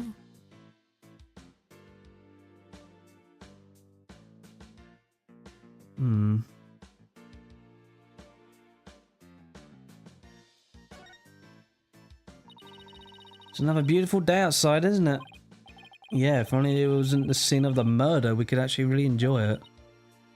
True. Must be tough for the maids to have to work on the beautiful daylight today. Oh, we don't mind. Wow, I didn't think you could hear me way over here. No, we don't think of it as simply cleaning. It's more like we're wiping away all the sadness stuck to this airship.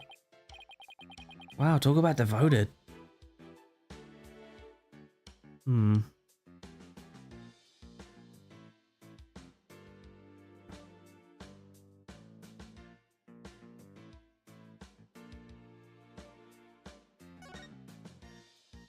Hey, I think that tablecloth is new. You must have changed it since yesterday. Huh? How can you tell? Because of the food stains that were still there, they're all gone. I should have known it's because it's food related. I guess we checked out everything interesting in this area.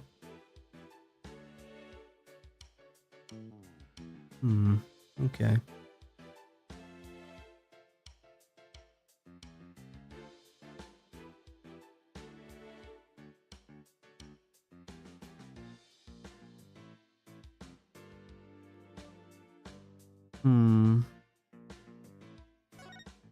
There was a repaired Pega ball, isn't there? See this?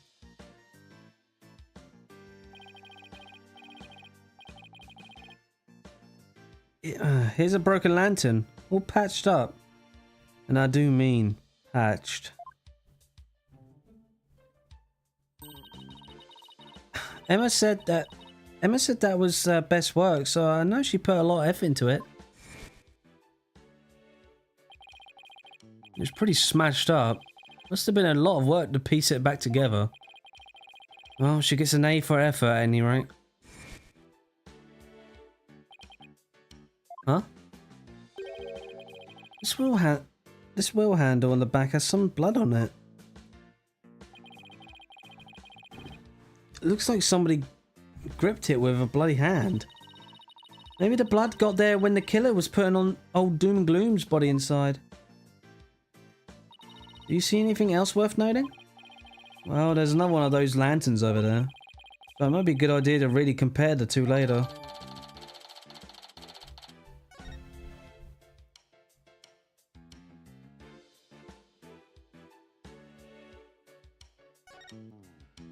Mr. Whoosh. Mr. Whoosh.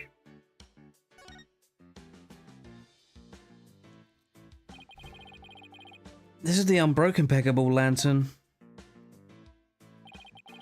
And this is the one that Emma restored. I wouldn't say they look exactly the same. More like they're made out of the same parts. Wait a minute. Wait a minute. What is it, Maya? I think there's something off about this peggable. Just about everything about it looks off to me. I'm not quite sure what it is, but some detail isn't quite right. Show me the restored lantern again. Hey, I know. It's this, right? What? Where? The thing about the restored lantern that's off is the color of the wheel. Looks like it's the wheel handle. It's a different color altogether.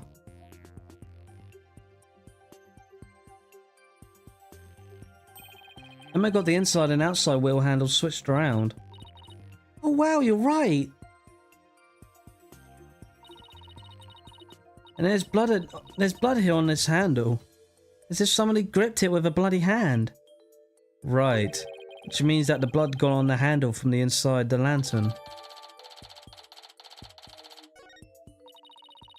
Yeah, I suppose. Do you think the blood got there when the killer was putting the body in the lantern? It's really hard to say at this point.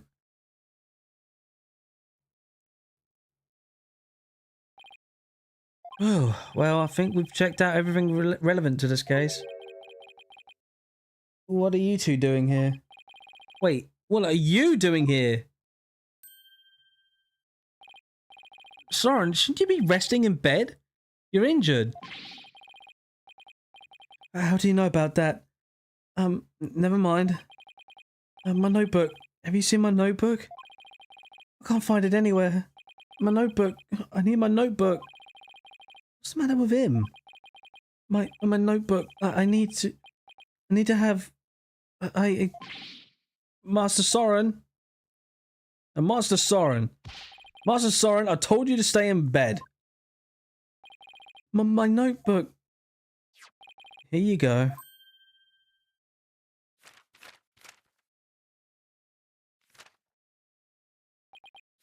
Yes, this is it. So Soren gets emotionally unstable without that notebook of his.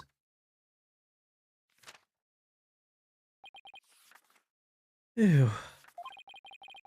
Looks like he's calmed down now. Soren, do you mind if I talk to you for a minute? I cannot allow you to do that.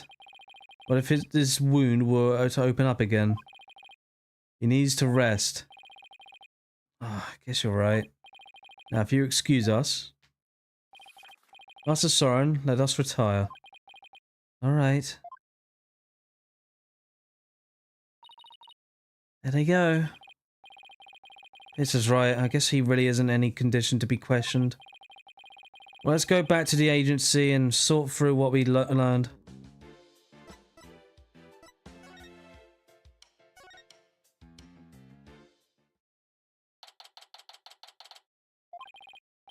We're back. Anybody here? Oh, hi, boss. Athena. I thought you were with Trucy. I guess you say that, I'm taking a short break. But enough about me. What about the investigation? Did you find anything about anything? Find anything? Well, it turns out that the third person Ellen says she saw at the crime scene might have been Soren Sprocket. What? Really? I always thought he seemed suspicious. The thing is, by the time Soren got to the Vista deck, the murder had already occurred, apparently. No way! I don't buy that, not for a second. It's a cover-up. A cover-up, I tell you. That's certainly a possibility. And as a lawyer, it's certainly a possibility I have to pursue, but... But what? It's your job, right? So pursue the heck out of it. Just do it. Yeah, but is that really what's best for Ellen? Someone could be found guilty if the truth comes out tomorrow. Well, if we don't pursue this possibility, Ellen could be found guilty instead. Oh man. Either way, it sure doesn't spell out happily ever after for the two of them. So what are you gonna do, Mr. Wright? I can't let an innocent person get convicted. So I guess I can really do is pursue the truth. And if it ends up devastating Ellen. What a tough call to make. Still, there's always a chance, right? Maybe something will come up during the trial that will save their marriage. I hope so. I really do. Well, Maya, let's go. Break the news to Ellen, you mean? Yeah. Mr. Wright, please take me with you. I bet I could help with console Ellen through this piece of bad news. Athena, I appreciate the offer, but don't you have somewhere else to be? Do I? Athena, what are you doing here? I've been looking all over for you. Come on now, let's get back to practicing.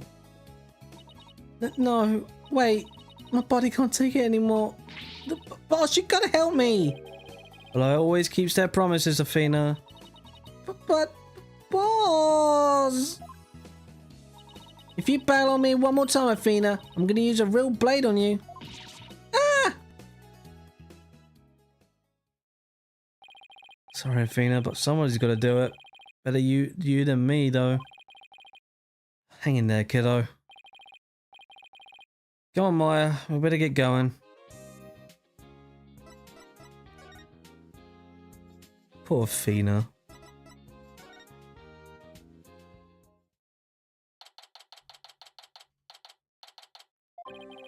Hello, Ellen.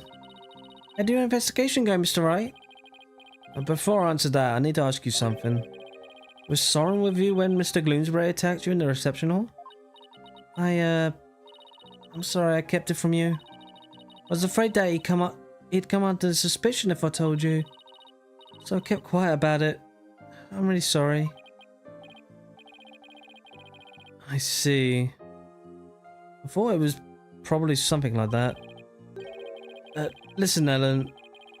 I'm afraid I had to make a very difficult decision based on what I found out. What kind of decision?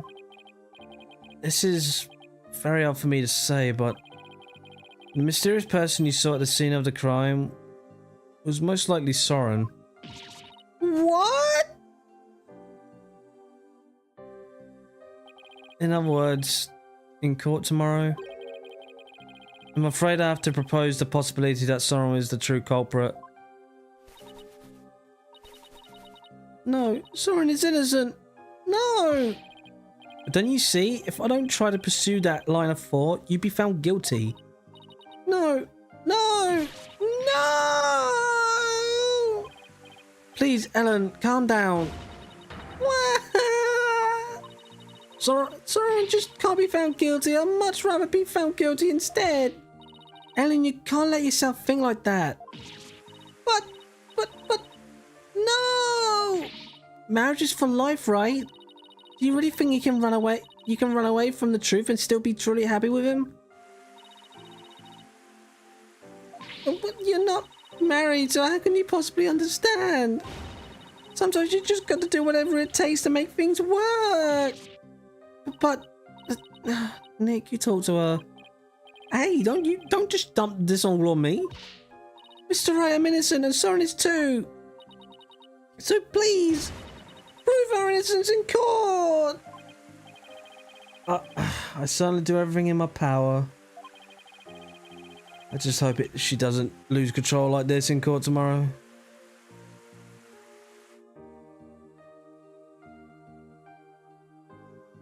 Well, that's crazy.